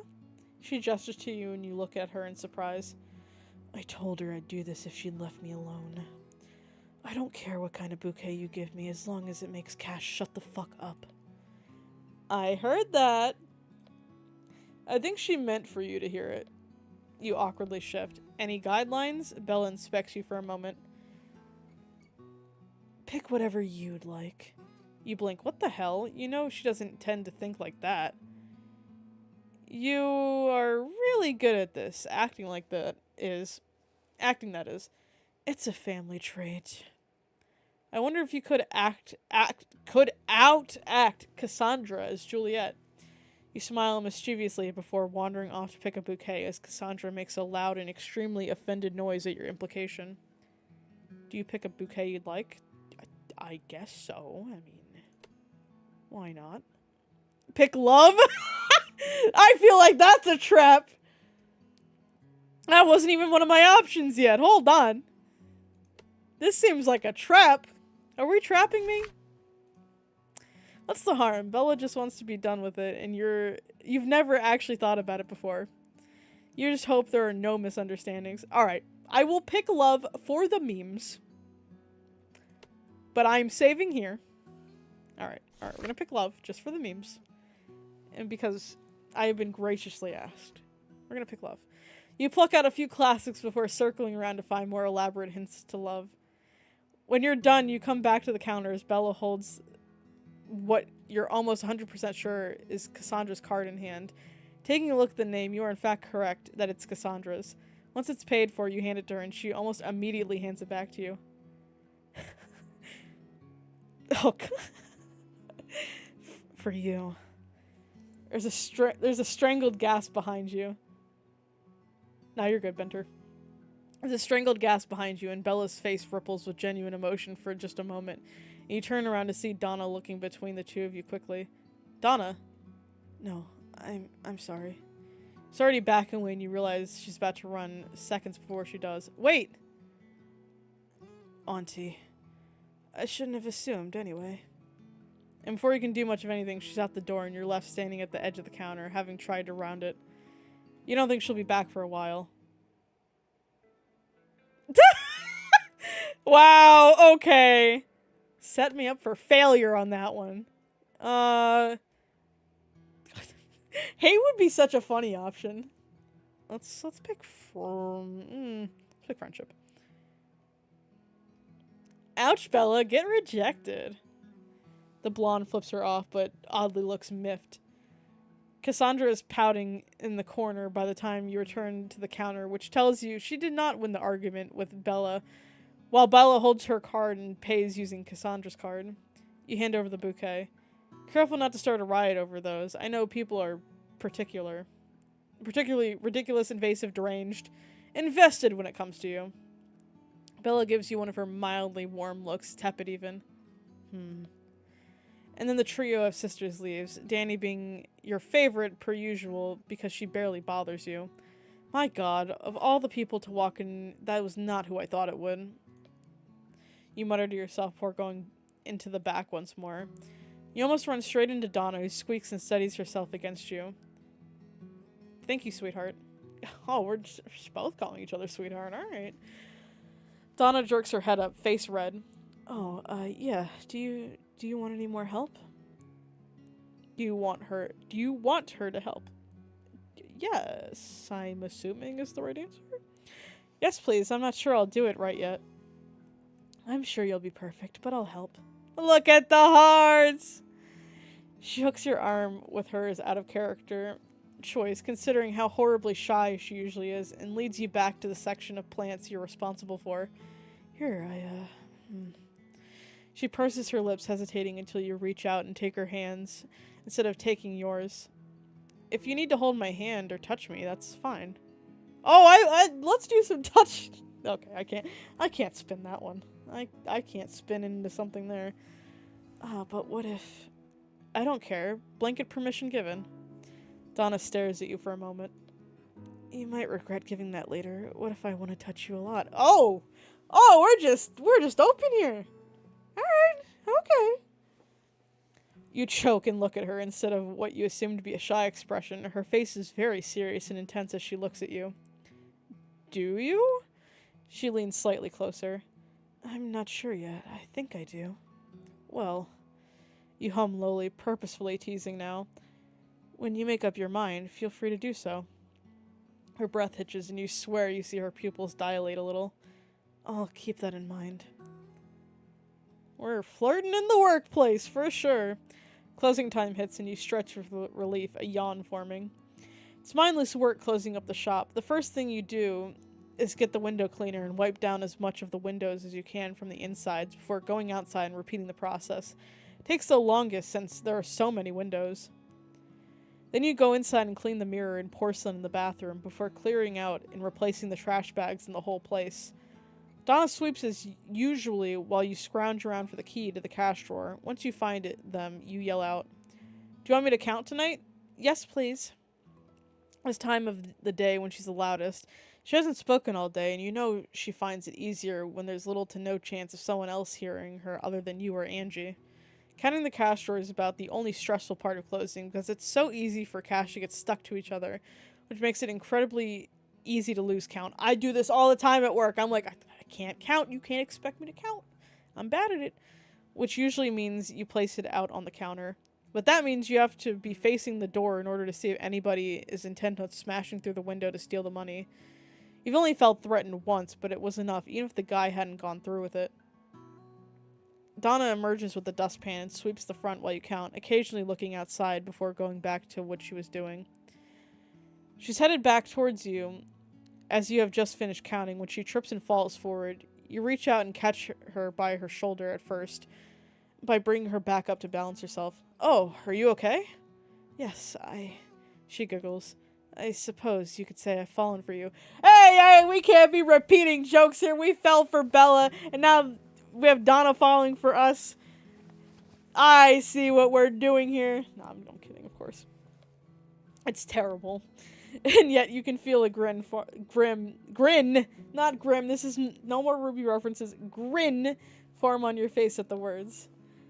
"I'm happy to have caught you. I wouldn't want you to fall for anyone else." Oh, how corny and cheesy. I love it. You murmur in response, hesitantly bringing a hand up to brush her hair out of her face. You don't want to frighten her, and you know how touchy she can be about her scar. She lets you touch her face with no problem and even leans into it a little bit, though you aren't totally sure. "Yes, thank you for catching me." She looks up at you, and you can feel the different meanings layered in her tone. "Always." Cornelius. A crow hops on the ground next to the figure before letting out an ugly caw. They scribble something down on a torn piece of paper and offer their arm out for the crow to perch on. Then they tie the paper to the leg of the crow. Cornelius. She's going to be furious when she reads it. Ruffling his feathers, Cornelius takes flight, and the figure gathers their things and stands with a stretch. I wonder if the Devourer has any more ideas for pranks. I've been rather bored recently. Finishing up closing takes longer than expected, but eventually you and Donna gather enough brain cells to complete the basic tasks on your list. Arriving at your front door, you pick up an envelope, brows furrowing as your handwritten name catches your eye. Who could this be from? In furious and panicked handwriting, it reads very simply and very familiarly. You do not know Bienaviento as I do. Feather. It is for your own good that you stay away from her. It will only end in misery. But by far the most alarming part of the note is the sign-off. Mother M. Uh-oh, I wonder who that could be. So, you turn from your computer, sensing that she's addressing you, and not the passed-out Danny on the couch. You remember that conversation we had a while back about how I'd find it absolutely hilarious if you dated my aunt? Yes? Good. Keep that in mind. Oh, okay. When you arrive at work, you frown. The entire shop is dark. When you inspect the newly brought plum blossoms, you can see that they haven't had their initial watering. Donna? Warily, you make your way to the back, picking up the clippers on the way in case you need to defend yourself. What? It's the sharpest thing you could find on short notice. You go into the nursery, which is even darker than the front, the only light given from the partial sunroof. Donna?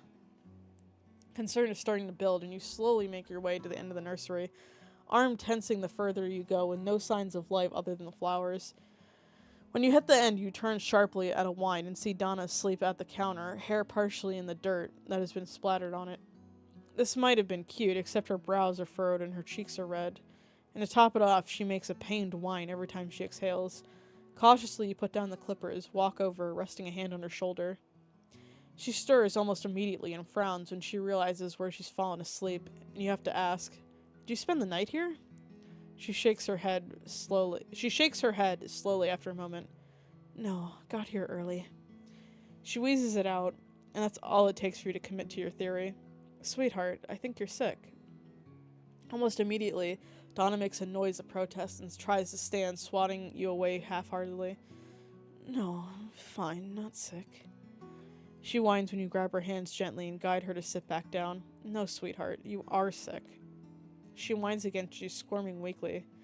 "I can't be sick. I have to open the shop. Need to open. Darling." Oh, we just dropped the darling. It might as well get the wedding ring. You murmur sweetly, brushing her hair from her forehead, which is hot to the touch. "You need to rest. I'll open shop, alright? I need you to go home so you can rest." She wheezes panically. "No." She shrinks against you, using you as support. "Don't like being alone when I'm sick." "Oh, so you are sick." She weakly pushes you with her arm. "Mean. Tricked me." Alright. You kiss the top of her head without thinking. "If you promise to rest back here, I'll let you stay, and I won't call Angie on you, but you have to rest and stay back here and do absolutely no work, alright?" "Okay, Dolcezza, I promise." You hum to yourself. "Do you have any blankets?" "But I'm hot." "But it'll be more comfortable than the counter." "Oh, in the kitchen." You make sure she sits down before going to the kitchen and searching the cabinets for a blanket.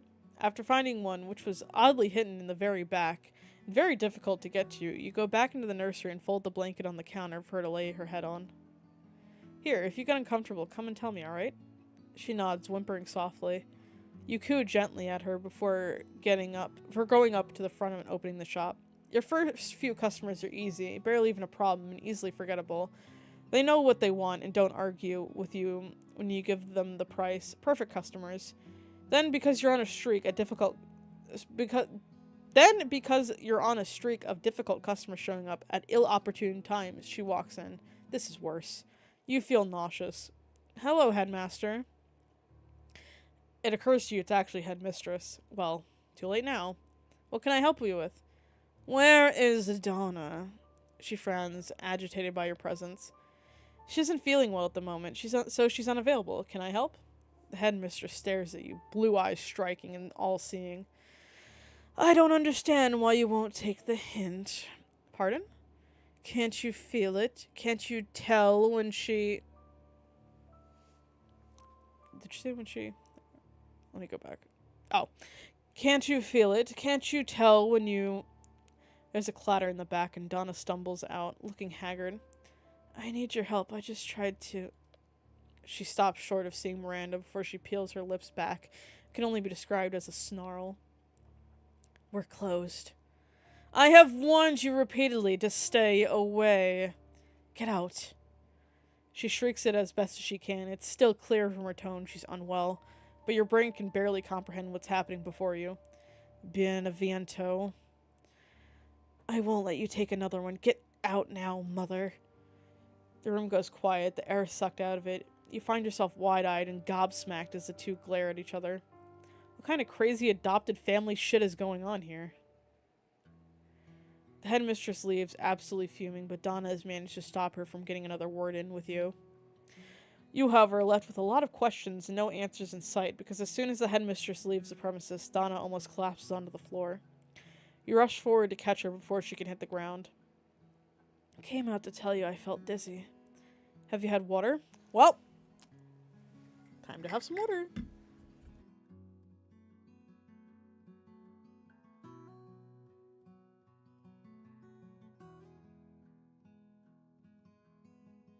Everyone else in chat hydrate as well.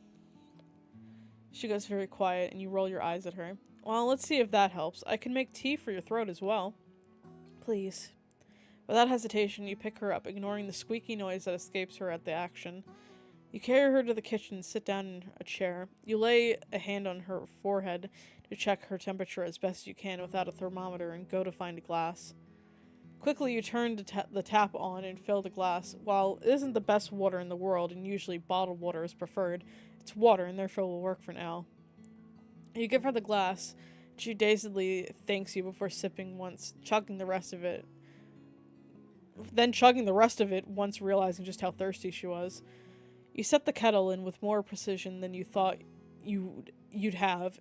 You pick out her preferred tea and a cup of your own, so she doesn't feel out of place. You refill her glass twice more before the kettle whistles for you, and you steep the tea as minimally as possible before returning with the teacup and another glass of water. Take it slower. I don't want you to throw up water. It doesn't feel good. Donna makes a small whiny noise at your instruction, but seems to follow it anyway. She sips the tea, regularly alternating between the two, while you sit opposite her with your own very warm beverage. She blinks slowly, eyes unfocused, and looks up at you suddenly, frowning in focus. What did Mother want to talk to you about? Or, I suppose, what was she talking to you about before I interrupted? You shrug. I'm not totally sure. She was going on about how she didn't understand how I couldn't tell. Seemed pretty agitated about it.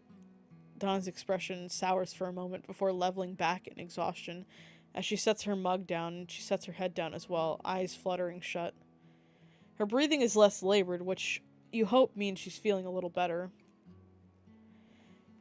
You squint at her for a few moments and come to the conclusion that she must be asleep. Thinking to yourself, you think that being asleep in a chair like that is probably uncomfortable and terrible for your posture.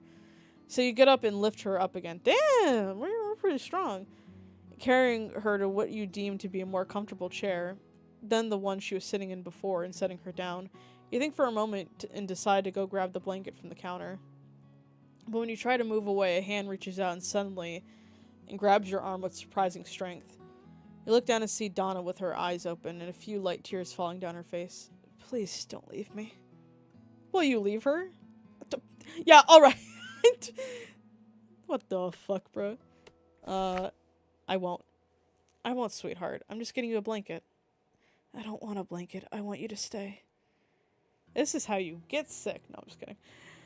Your heart hurts for her, and you feel your shoulders sink down, giving in almost immediately at the desperate tone of her voice. At least let me flip the close sign. She thinks about this and nods, continuing to give you doe eyes. And then you'll come back, right? I promise. She settles in the chair, intent on waiting for you before she allows herself to go to sleep. Really, you can't believe you let her convince you not to make her go home at the beginning of the day. You go to the front and flip the sign closed and lock the door for good measure before returning. She's still up and looks at you slowly before almost childishly reaching out for you. Alright, here, let me just... You lift her slightly so that you can hold her against you. She latches onto you immediately, nuzzling into you. You're probably going to get sick of this. That's not what it said, right? You're probably going to get sick off of this. I know to read. I have comprehension skills. The two of you stay quiet for a long time until you find yourself drifting off to sleep, still holding her close. Thank you. I'm afraid I might never let you go. When you finally find it in yourself to do something other than watch over Donna, you get up carefully, trying to avoid waking her precarious peace. Once you've successfully escaped the room without waking your patient, you walk around freely. You haven't actually done a full-blown exploration of the shop yet, so now is the perfect time to do so without interruptions. You haven't been wandering long when you start to hop back and forth on your feet, and you slip backwards suddenly when exploring the far left of the shop. With a squeak, you catch yourself from falling and look at the ground. There's a floorboard out of place now. Curious, you lift to find a small box, and before you can even realize what you're doing, you've lifted and opened it, only to gasp in surprise. It's a secret ledger full of orders, and Donna's handwriting is distinctly different handwriting than you're used to. But then again, everything seems to be written in Italian. But even with the language barrier, you can still understand a few names. She keeps track of everything, likely in the name of not misplacing anything. Regular intervals of elderberries, belladonna flowers, oleander. Wait. I think oleander to the hemlock has been delivered to you mysteriously, and check the date, the same day. Quickly you read through the other orders you recognize. There's a lot of them. Nightshade, foxglove, you name it. And then in the writing that seems most furious, you see Yewberries, and in what you assume is the notes section, Mia is named, followed by what you know to be Italian cuss words. What does this mean? You look at the handwriting a little closer. You realize that you do, in fact, recognize it as the same handwriting on your first note and the note accompanying the oleander. Donna has been warning you away from herself. Why? The following weeks, Donna lets you run the store by yourself, recognizing that perhaps she isn't fit for work at the moment. And in those weeks, you absolutely agonize over what you found, sometimes even taking the box out again, attempting to read the Italian again with no more luck than the first time. Today, however, the bell rings at the door, and you raise your head to greet whoever has entered, only to brighten unconsciously. Hello, oh. You round the corner quickly and gather into a fierce hug, nuzzling her head fondly with a smile. How do you feel? Better. Much better. Her fingers curl into your shirt slightly, as if to keep you where you are, and she smiles at you sweetly, looking extremely pleased for some reason. That's good. I missed you the last few weeks. Must have been quite the illness. You missed me? Unable to resist, you boop her nose. Aw, terribly. She smiles at you wider than before. Well, maybe I missed you as well. God, you hope so. It wasn't really that bad. Angie was just very worried about me and insisted I take a break from work anyway. She wasn't wrong, was she? Half the time I'm convinced you're trying to work yourself to death. Donna hums thoughtfully.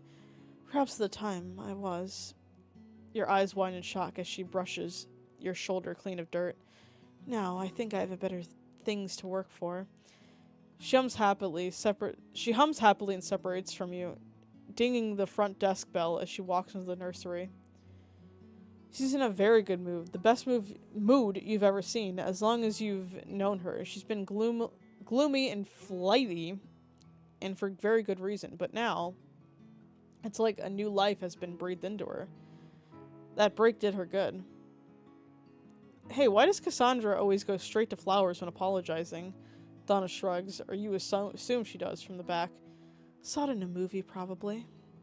Something about that makes you choke in laughter. The irresistible Cassandra Dimitrescu taking cues from a movie? Why do I believe that? Amusement filters through her voice, still soft-spoken compared to average, but you're so adjusted to her whisper talk that it feels like she's almost yelling. If anybody else were in the shop, they'd think you're talking to yourself. Because it's Cassandra, she's very dear to me, but she's also impressionable when it comes to media. Would it cripple the shop if I taught her a better way of apologizing than spending thousands of dollars on flowers every month? Probably. You shake your head, laughing to yourself. Donna emerges from the back, peering over your shoulder as you doodle idly. You're no Da Vinci, but it isn't a completely terrible sketch. You don't even realize you've been sketching Donna from memory until you see her eyes widen as she speaks. Oh.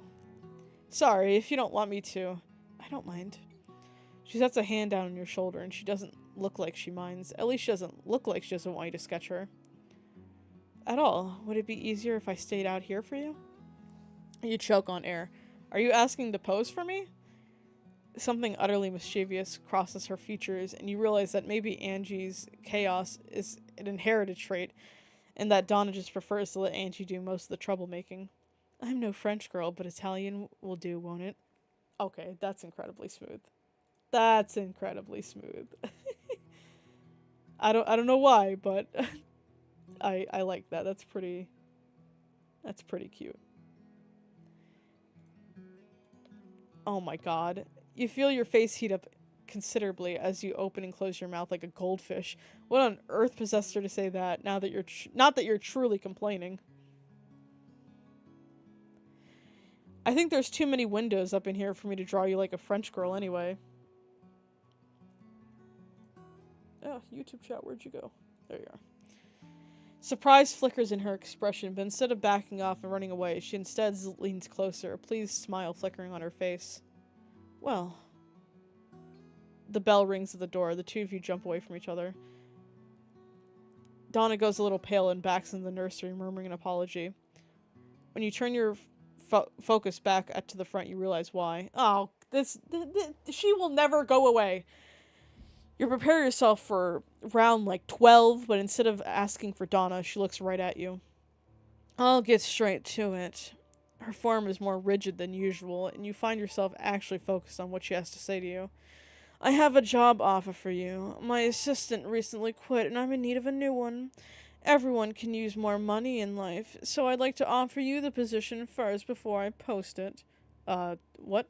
Donna appears behind you and taps on your shoulder. Please go into the back for a moment, now. Your survival instinct tells you to do as you're told, so you immediately go into the back. However, you stray right at the entrance so you can hear what's going on. I told you. I told you. I wouldn't let you take another person from me. I meant it. Beneviento. No, I won't do it anymore. You think I can't keep them safe from you. I've had a long time to think of ways to keep you away from them, and by all the gods, I will use them. I am done. There's a silence in which you assume the headmistress is staring at Donna. You're done? You assume Donna nods. Fine, then you're done. Wait, what? Just like that? You hear the bell ring again. You assume the headmistress has left the building. You can come back now. When you emerge, Donna is facing away from you, still shaking. But before you can get a word in edgewise, she whips around, anger clouding her face. You were going to leave. What? You promised you wouldn't, and yet you were going to. You were going to listen to her and leave me. Her fists clench by her side and strides forward, grabbing the front of your shirt. What? Is she better than me? That convoluted megalomaniac bitch? You have no idea what's going on now, but you do know why. But you do know that she just cussed in English in front of you, and that is very distracting. Tell me what it is. Do you need a raise? More time off? What could possibly make her so fucking desirable when all she is mean? I don't even know what you're talking about. Of course you know what I'm talking about. You were going to say yes, weren't you?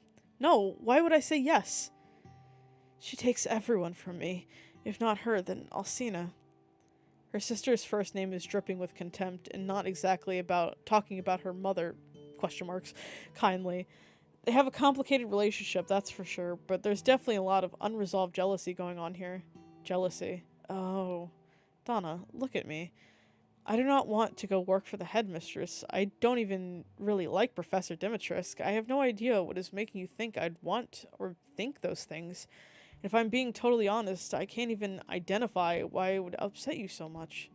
Don't play stupid. Stupid about what? I'm obviously in love with you.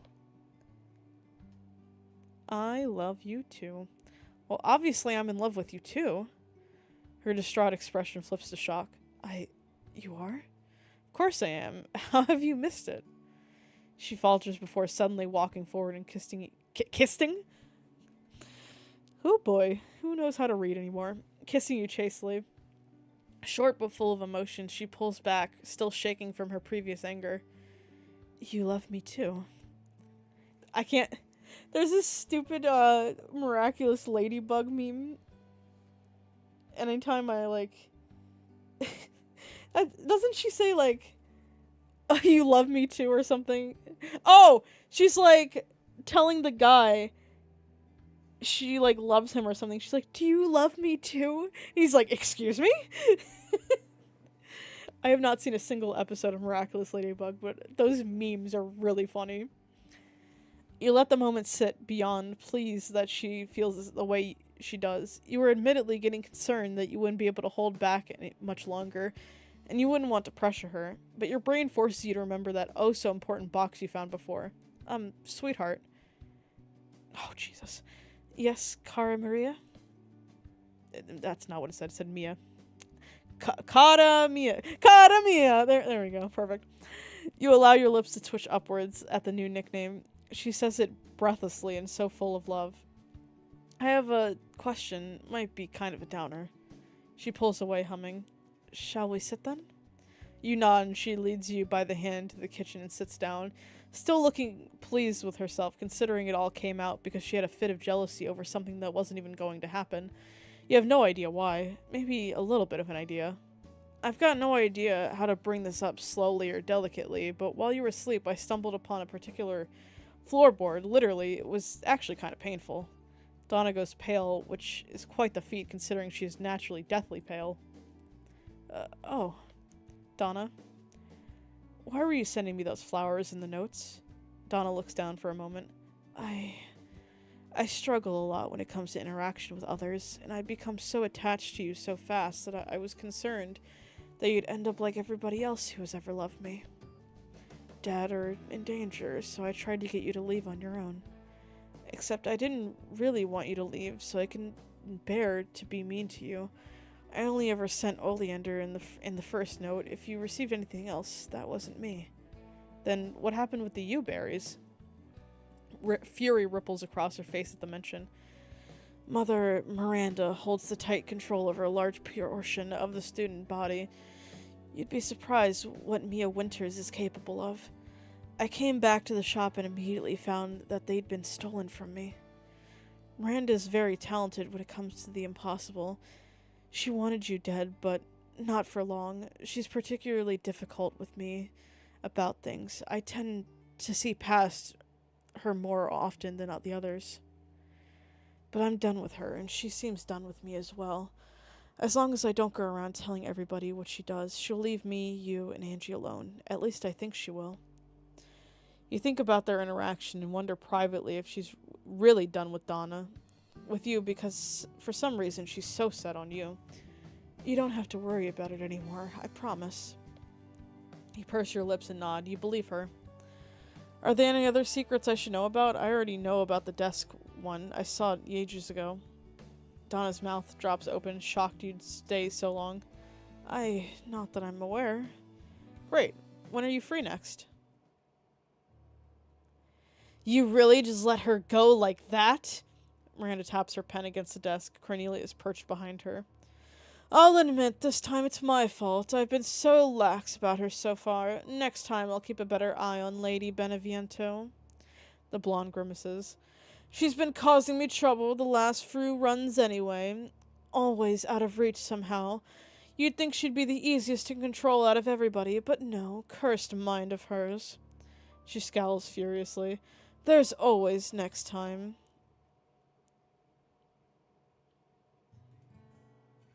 Come on, you can't honestly tell me that nothing happened. She hasn't frowned in days. Days, I tell you. What did you do?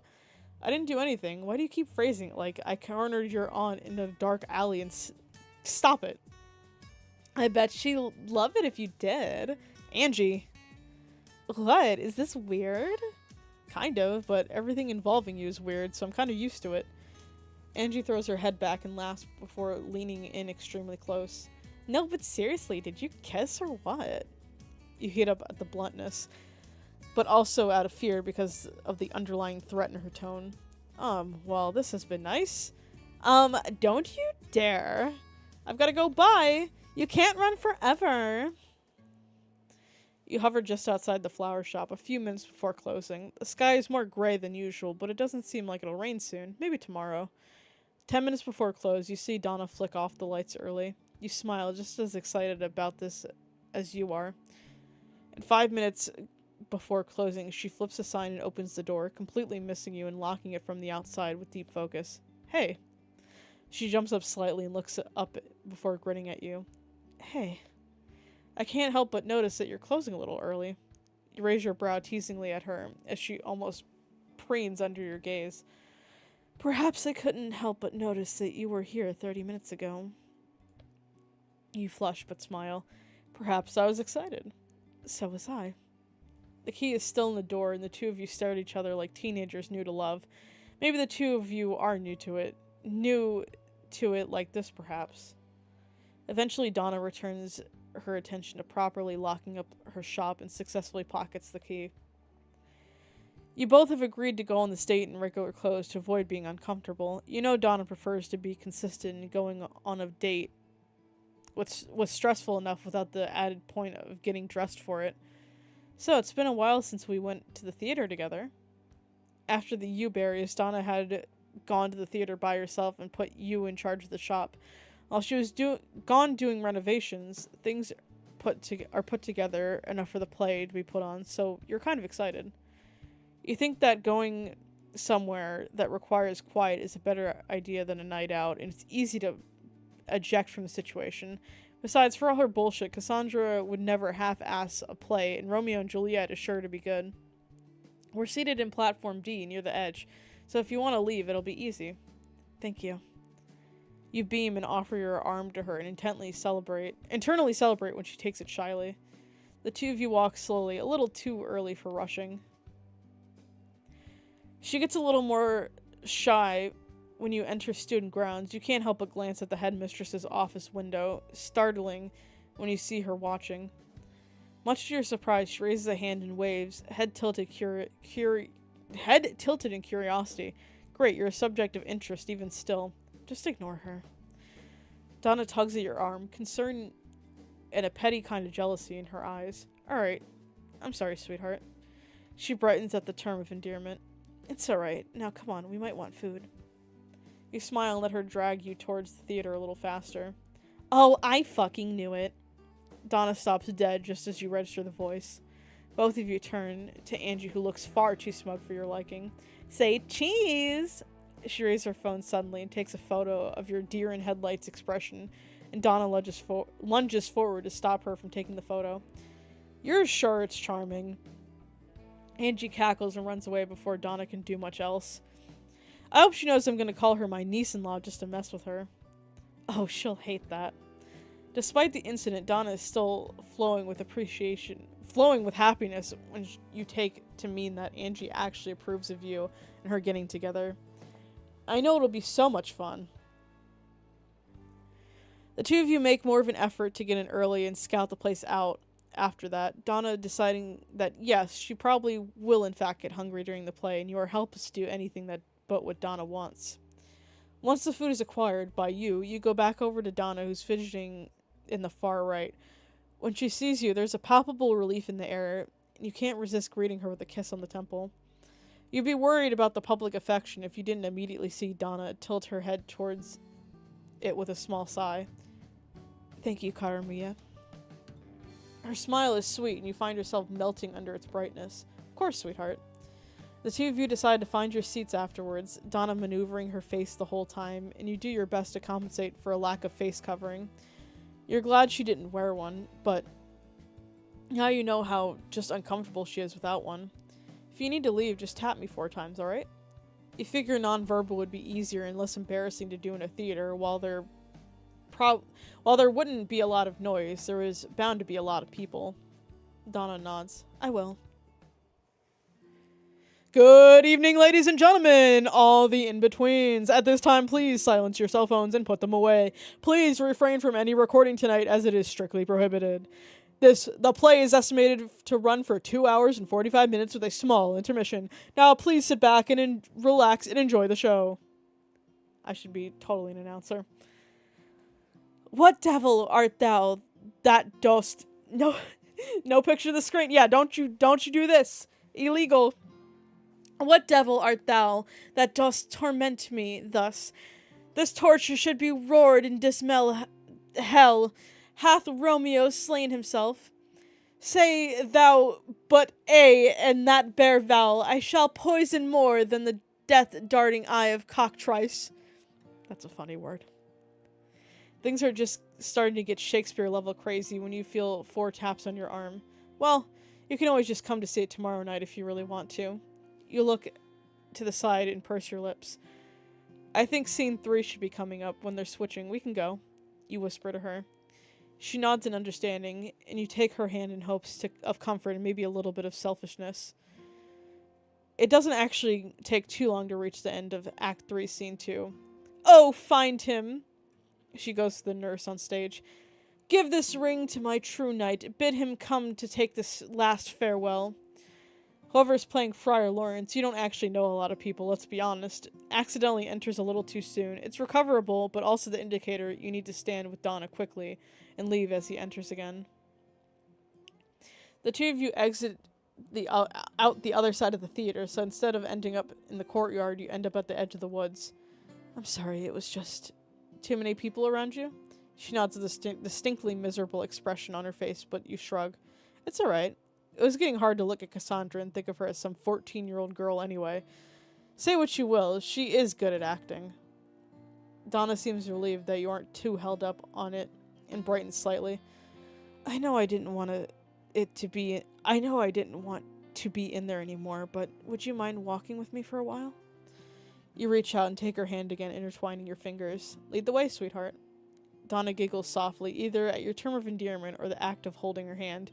She's still shaking a little, so you think she might still be nervous. Welcome to the stream.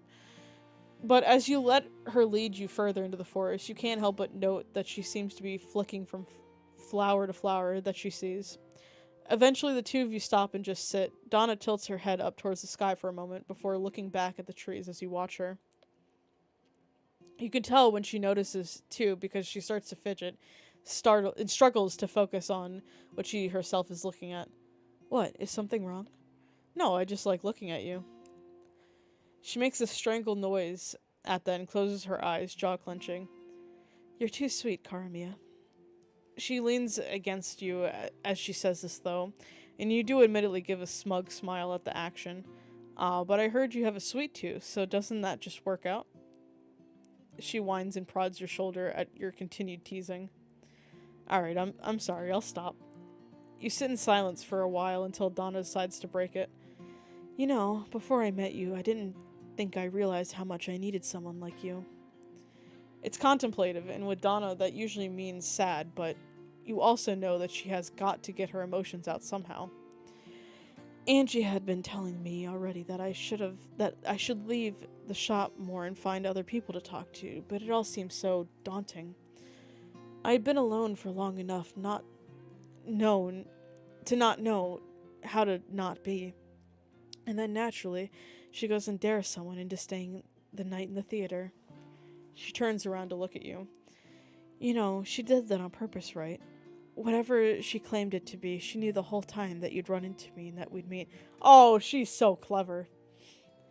I told her no again, and she took matters into her own hands.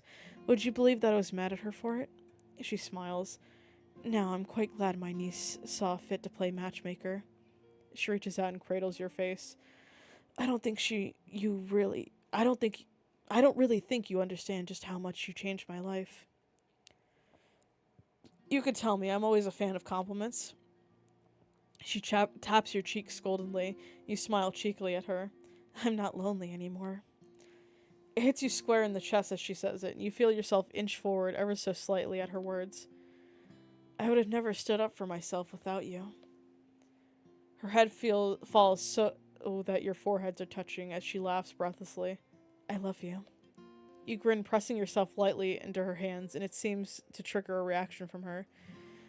She looks very determined in the moments right before you're too busy admiring her to notice any of the signs. She angles your face a little more than before and kisses you.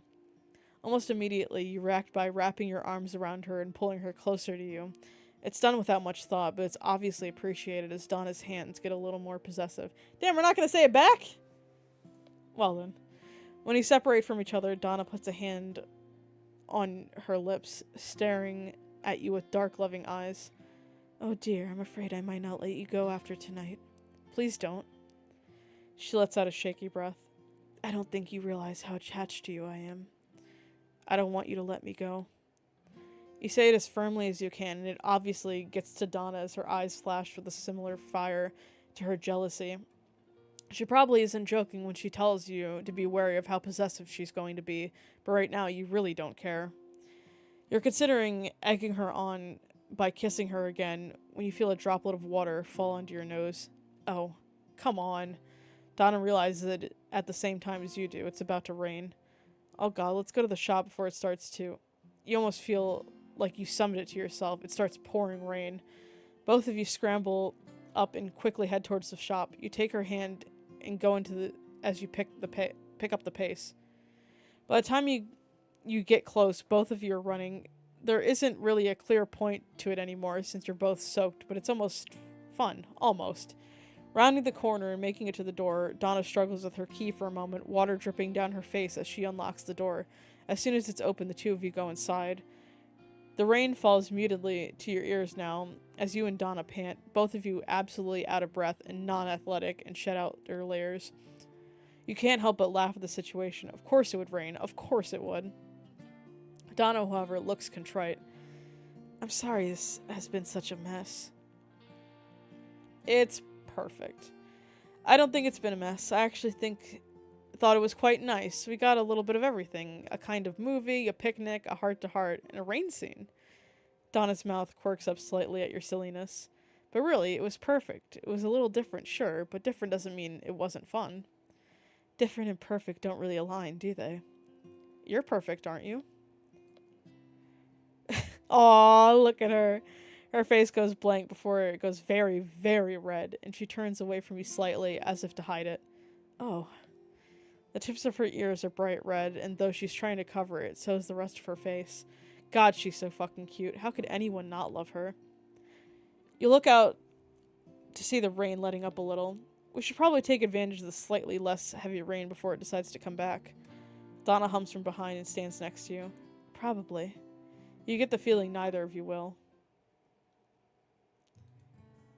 What is this angry expression, bro? You sit like a scolded child as Angie talks at you, pretending to be mad at you. She's very bad at it, but you know at some point she'll probably flip a switch somewhere and threaten to gut you or something. I just don't see why you thought to lie to me about it. I didn't lie. I didn't do anything. Angie opens her mouth to argue with you. She hissed me first. And promptly shuts it, teeth clacking. She blinks at you in genuine shock before laughing loudly. Really? She falls backwards on the couch with you cackling as she pulls out her phone. Pulls her phone out almost immediately. You know in your bones that you've just subjected Donna to Angie's teasing, but decide to just let it happen. Angie is still snickering when your phone buzzes. Baby girl. Oh, why? I'm sorry, you're the one being scolded like a child on the couch right now. You ratted me out. Sorry. No, you aren't. I'm really not. Yeah, start calling people baby girl. Oh, you guys are going to be so gross, aren't you? Oh, definitely. Angie sticks her tongue out at you and you grab your bag heading out. We'll talk about this when you get back. Now, Angie, she raises a brow. That is no way to talk to your future aunt. God, Jesus Christ. And before you can pay the price of your actions, you dart out the door laughing as you hear the thunk of an orange hitting the back door behind you in Angie's colorful language. Bitch! There's definitely a pep in your step as you walk, humming to yourself. Apparently it's incredibly noticeable. If it isn't my favorite fan, Cass, she brightens. I knew you'd give in. What a healthy outlook on relationships. Anyway, I figured I might as well. You were good in Romeo and Juliet, by the way. You saw me in that? Yeah, I went with Donna. Cassandra blinks once and then immediately cracks a grin. I told her she has game. What? Nothing, thanks. Walk you to the shop? She offers an arm and you sigh. If I say no, you'll just follow me, won't you? You know me so well. You take her arm. Flirting with death. It's not fun if I don't almost die. She says that, but immediately looks worried. But how mad do you think she'll be? Cassandra lets go of your arm at the door, and you pat her consolingly. Apparently you're last on the train of knowledge when it comes to Donna and her jealousy issues. Cassandra has mentioned that while her mother and Donna have an off and on again sisterly relationship, they usually get along unless one feels threatened by the other, which has been on a naturally long streak recently. Internally you wonder if you're the problem here, or if the headmistress is the problem, or perhaps a volatile mixture of both. You step inside and Donna peeks her head out of the nursery, a carefully controlled expression on her face until she fully registers who's at the door. You're here. Yeah, sorry I was late. Cass needed to wax poetic or something. I don't know. I tuned her out for a while. Hey. Donna's eyes flicker between the two of you for a moment, but she doesn't do much else other than round the counter and approach you. She then proceeds to completely ignore Cassandra and yanks you forward for a kiss as soon as you reach in. Well then, what a greeting. With a squeak, you kiss back for a moment before she pulls away. Holy shit, Auntie, I'm right here. I know. That was probably the idea. Anyway, I'm here for apology flowers. Oh, for fuck's sake, what have you done now? With a strong start, you had thought that Donna would probably just behave like normal for the rest of the day, or maybe even a little embarrassed over the reaction. Nope. Your entire workday is littered with distractions as Donna can seemingly barely barely maintain focus long enough to do anything in the back. You can barely even think of the word no when she comes to you. Not that you're complaining, it's really your own fault for underestimating her own words. Still, you're thinking maybe things are getting a little out of hand as she can't even remember what you were originally trying to do over here. Hush. There's nobody in here, and you started it. You'd also think that she'd be a little less bossy about things, but she's been telling you what to do for the last 15 minutes. And so, like a pair of teenagers under the bleachers, the two of you are frankly making out. There's no way around it.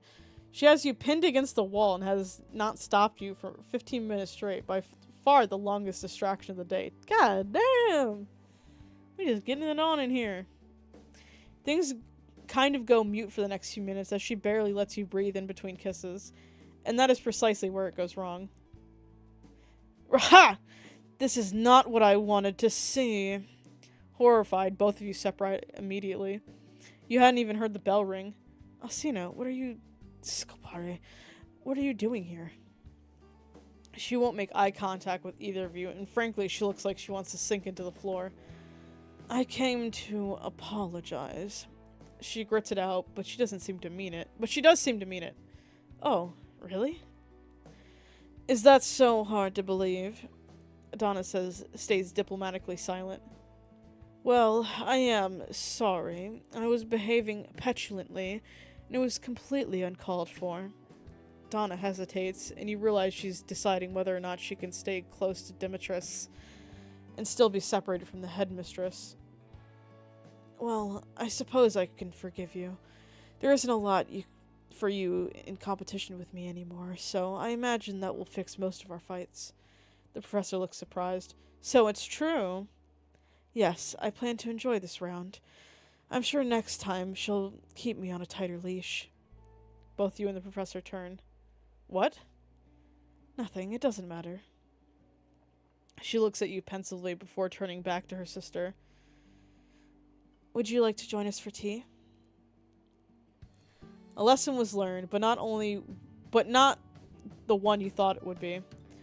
She doesn't approach you in the front anymore, but instead lures you into the nursery. You've already given up on doing your job, so you decide to just roll with it. The best part so far is that when you kiss, the scarred half of her face gets so flustered that she can't function. I don't understand why you insist on it, is all. She has murmured it after the second time you've done it. Because you're beautiful, and I'm tired of you thinking otherwise.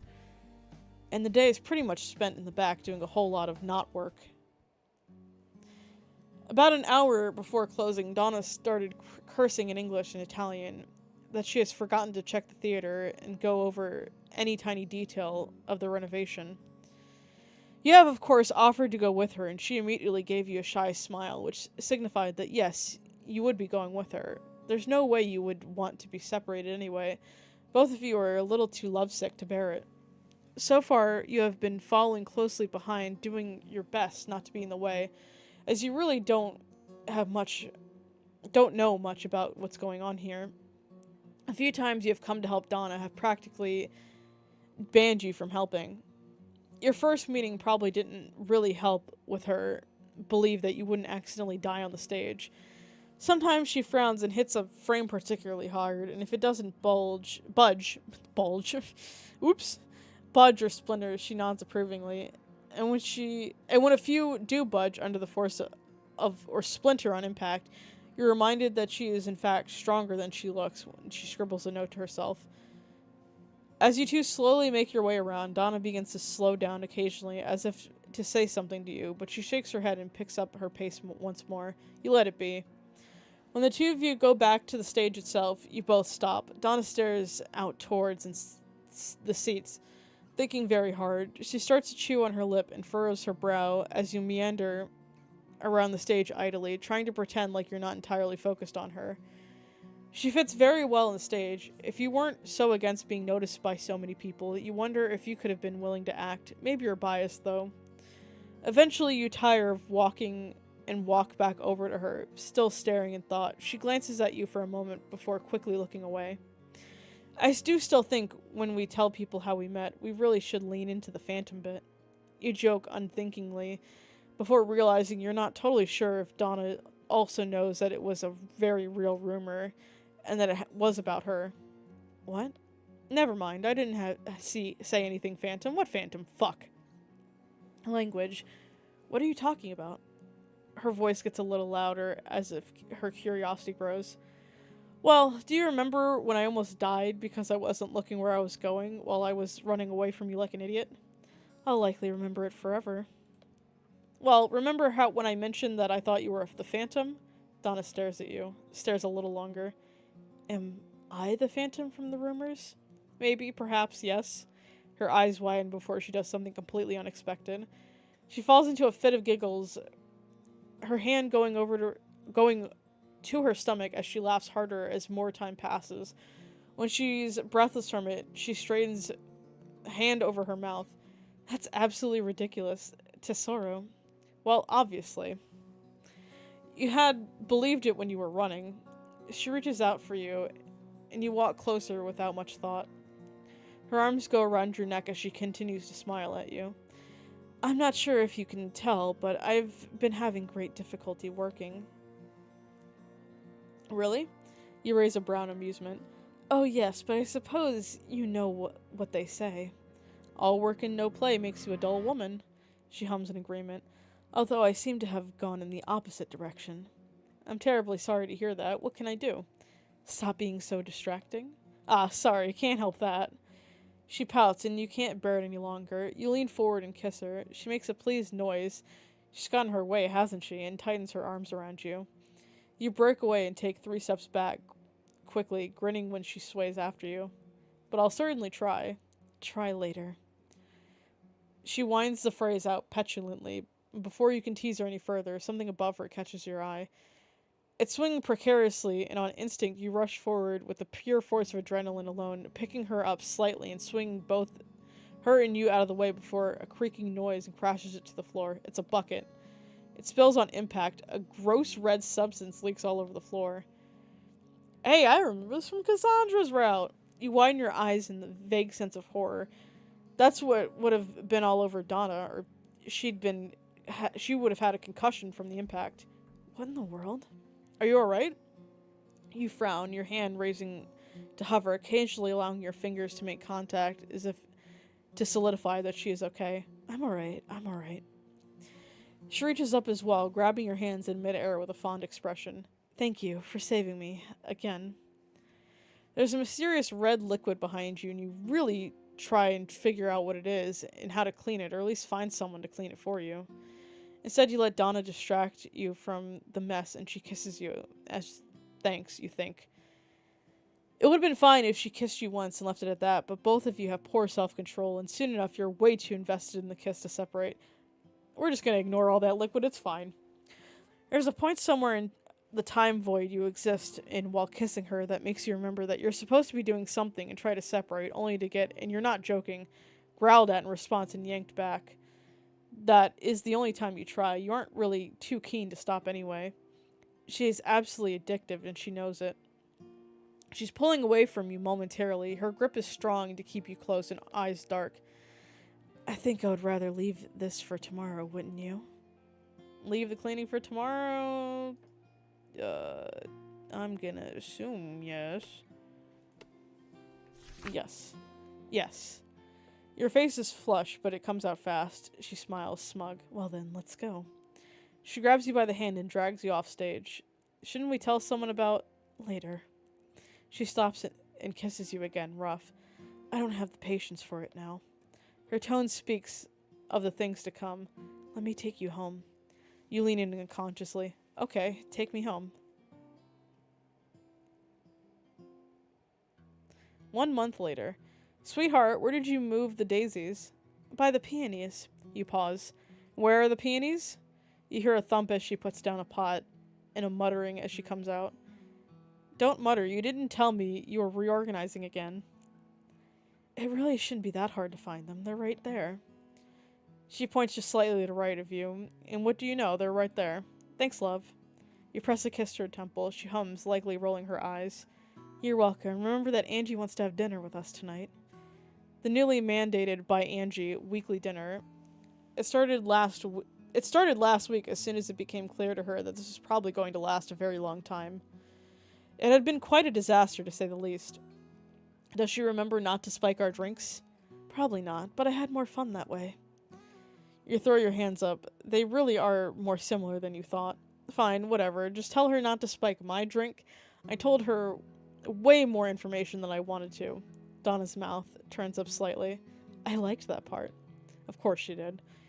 She prods at the potted tulips before making a guilty expression. Instead, she goes over to the pre-made bouquets that cost an absolute fortune and picks a red tulip out of one and promptly hands it to you. There. You grin at the meaning. True love. Aw, that was adorable. I really liked that route. Definitely not what I was expecting for the route, and I kind of liked that. That was super, super cute. So we will be doing Angie's next. I'm pretty sure. Yeah, we'll do Angie's next, because all that's left is Miranda, so. Yeah. I will probably... Oh, I won't be probably. I will be streaming tomorrow. I'll be streaming Batman Arkham Asylum on the Switch since it comes out tomorrow. And we'll be doing a charity stream, so be sure to come by for that.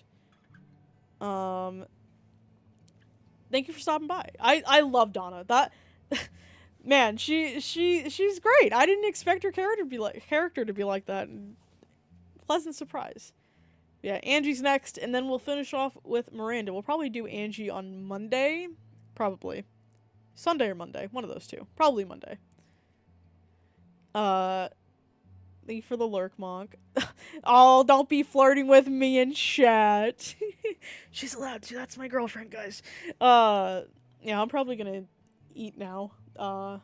Might have pizza. Flirting on stream during a dating sim?